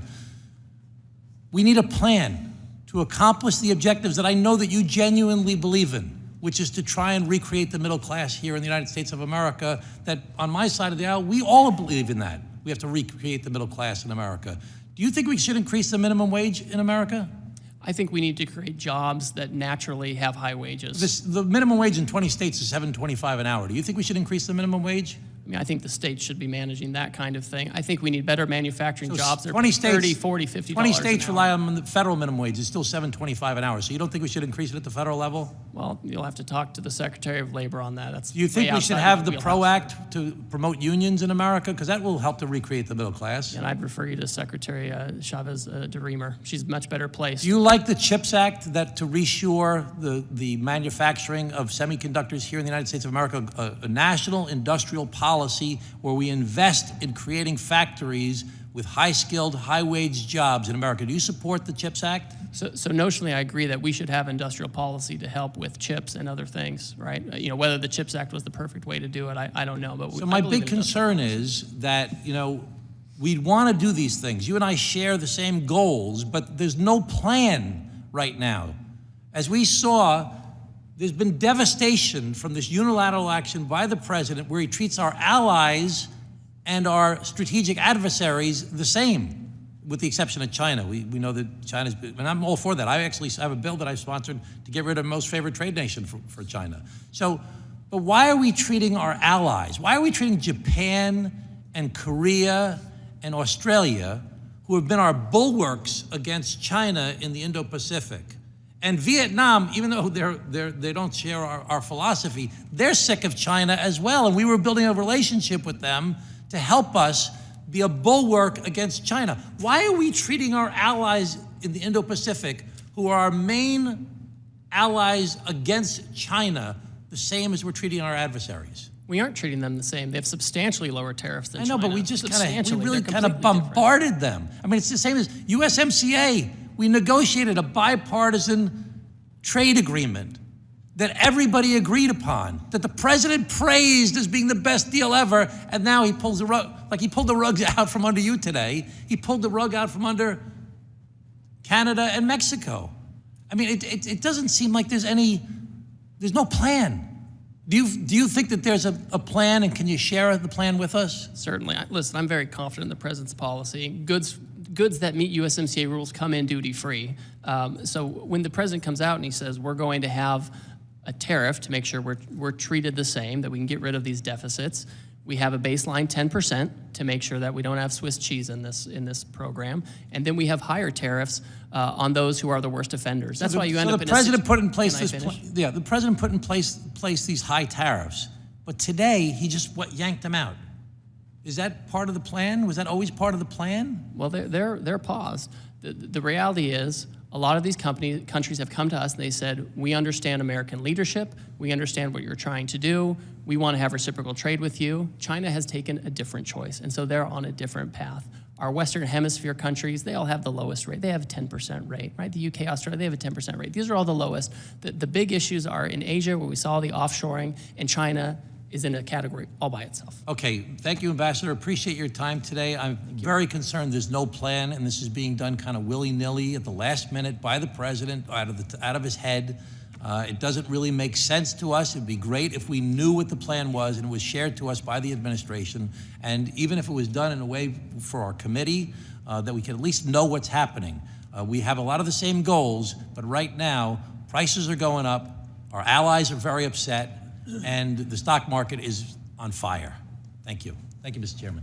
Thank you. Mr. Gomez is recognized to enter and document into the record. Yeah, Mr. Chairman, I wanted to enter a tweet by Howard Lutnick, basically where he states Scott Besson and him sat with President when they drafted the post, the Truth Social post that paused the tariffs for 90 days. This is just to emphasize that we don't really know who's running things over there. So ordered. Thank you. Mr. Moran. Thank you, Mr. Chairman. Ambassador Greer, thank you for your time today.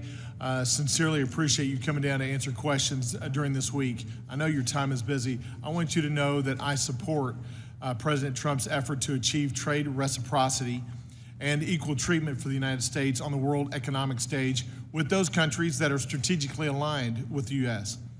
As a short-term negotiation strategy, I am hopeful that the current tactics of the administration will restore trade disparities and imbalances around the world, to induce our friends and allies around the world to reduce or eliminate their tariffs on the U.S. and eliminate anti-American non-tariff trade barriers like quotas, subsidies, sanctions, unreasonable regulatory restrictions that are there against and on American products, not to mention currency manipulation and intellectual property theft issues. If President Trump is able to achieve this worthy reset, it will have a material long-term benefit for the American economy and the American worker. I'm confident about that. I'm confident that his strong leadership can achieve these results using this tool. But I do think it's also important for you to hear from me that I urge caution and express my hesitation on the use of tariffs as a long-term economic strategy rather than a short-term negotiation strategy. In my opinion, freer trade practices traditionally have helped spur economic growth, technology innovation, and cooperation of economies. Freer trade also helps to keep consumer prices lower, in my opinion. I want to come back to and visit this idea of China, because I think China really is the big problem here. When we're looking out on the world stage, I was glad to see that we even went up today from 104 to 125% on the tariffs, according to the tweet that was put out just a little bit ago. And China, I think, needs to be our focus on where we put our efforts in the next few months. The de minimis rule is $800, or was before the recent executive order. I want the American people to understand. I would love for you to explain how the China-friendly de minimis rule was helping China companies undercut American companies before the president's April 2nd executive order went into place. Certainly.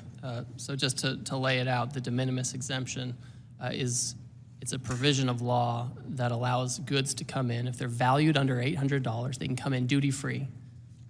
And we have a lot of Chinese companies that have leveraged this to avoid tariffs, right? We have high tariffs on China for very good reasons, and they have used this law to bring in these goods.